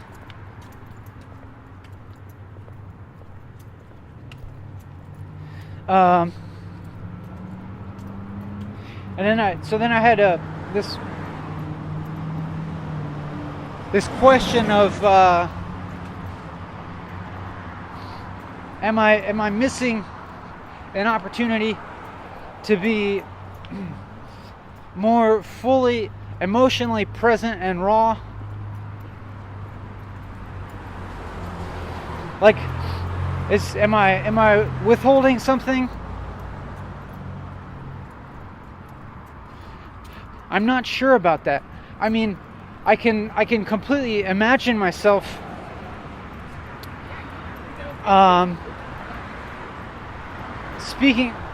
switching topics and talking about certain subjects that would be highly emotionally triggering for me and could stimulate me to become very emotional. I certainly think that I could do that, but I'm not necessarily sure if that's totally necessary, or if by not doing that, if I'm being dishonest at all. And I'm not sure necessarily what the benefit would be of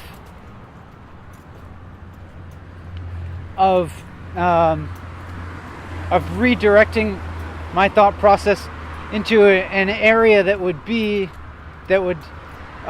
trigger more strong emotions.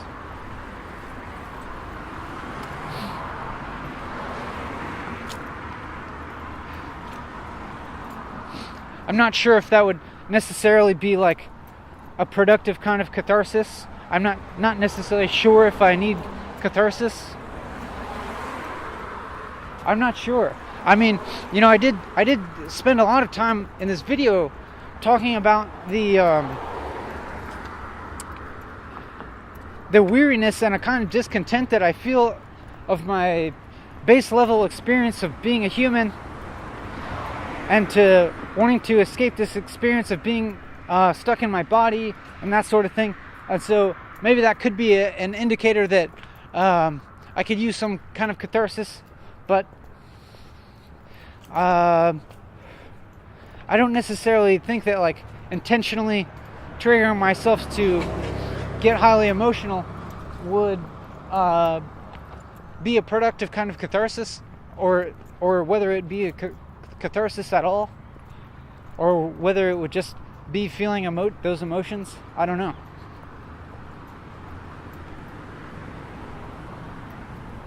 I can say that I feel okay right now.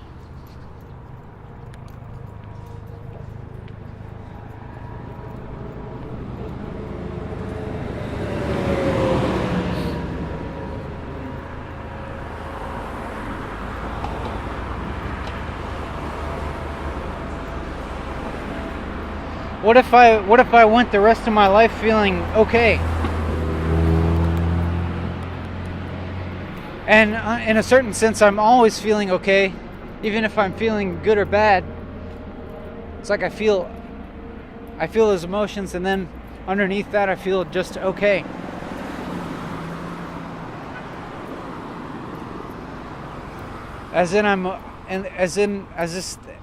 As in that I'm aware that the emotions are temporary. But then, this concept of emotions being temporary also relies on me having this perception of time moving and this idea of the past and future.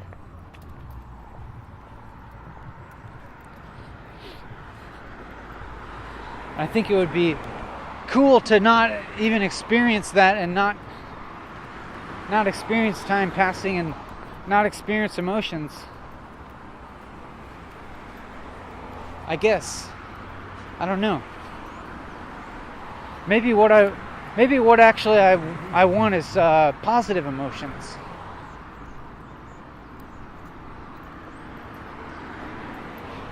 But by my own experience of life, I'm not sure if it's possible to have more positive emotions than I have negative emotions. As in, if I have positive emotions, I imagine that they're going to be dependent on conditions that will later be absent, and then I'll thus experience corresponding negative emotions. And if I'm experiencing negative emotions, then they may be related to certain conditions that may be absent or change, and then I will later feel corresponding positive emotions.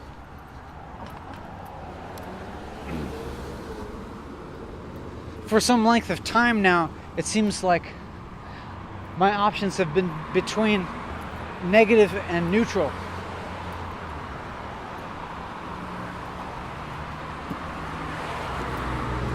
And like maybe if I just go long enough feeling only either neutral or some degree of negative emotion, perhaps I'll just accommodate to that range of emotion, and neutral will be the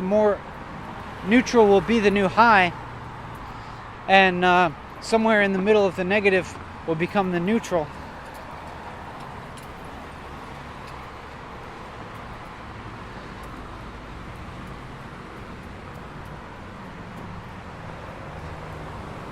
And that's not. I don't say that in a.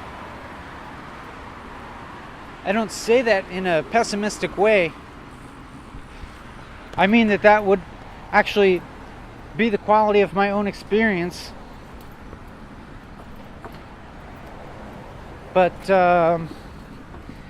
maybe that just doesn't make sense, because then neutral wouldn't turn into the high. Because the high would feel different than feeling neutral. And as I'm expressing high, neutral, negative here, they don't have any value other than my experience of them. I don't think I expressed that very clearly. I don't think it makes a lot of sense. So don't fault yourself if you didn't follow that.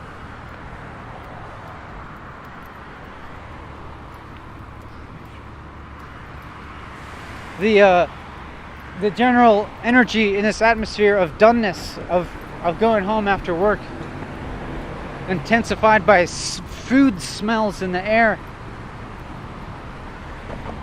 People are going to eat dinner. That's what I'm gonna do.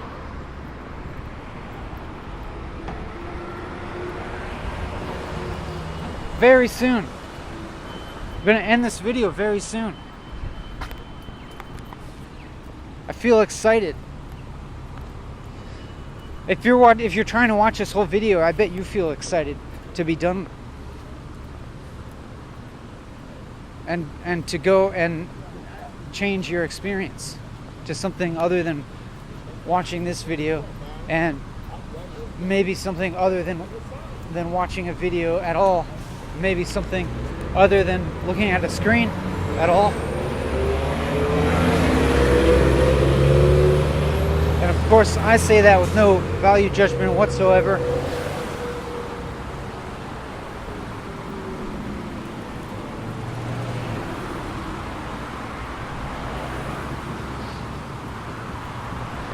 What if I did this,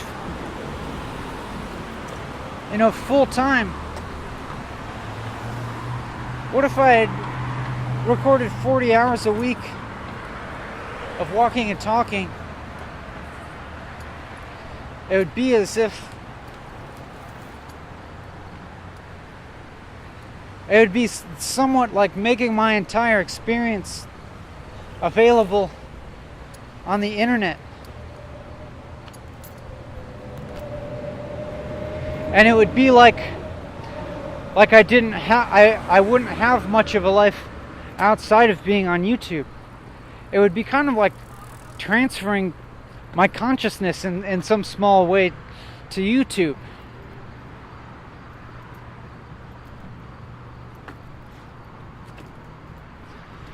And that's an interesting idea to me. Because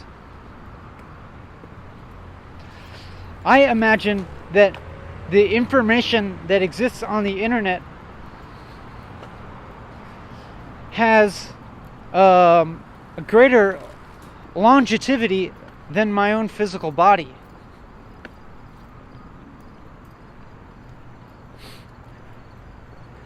So if I were able to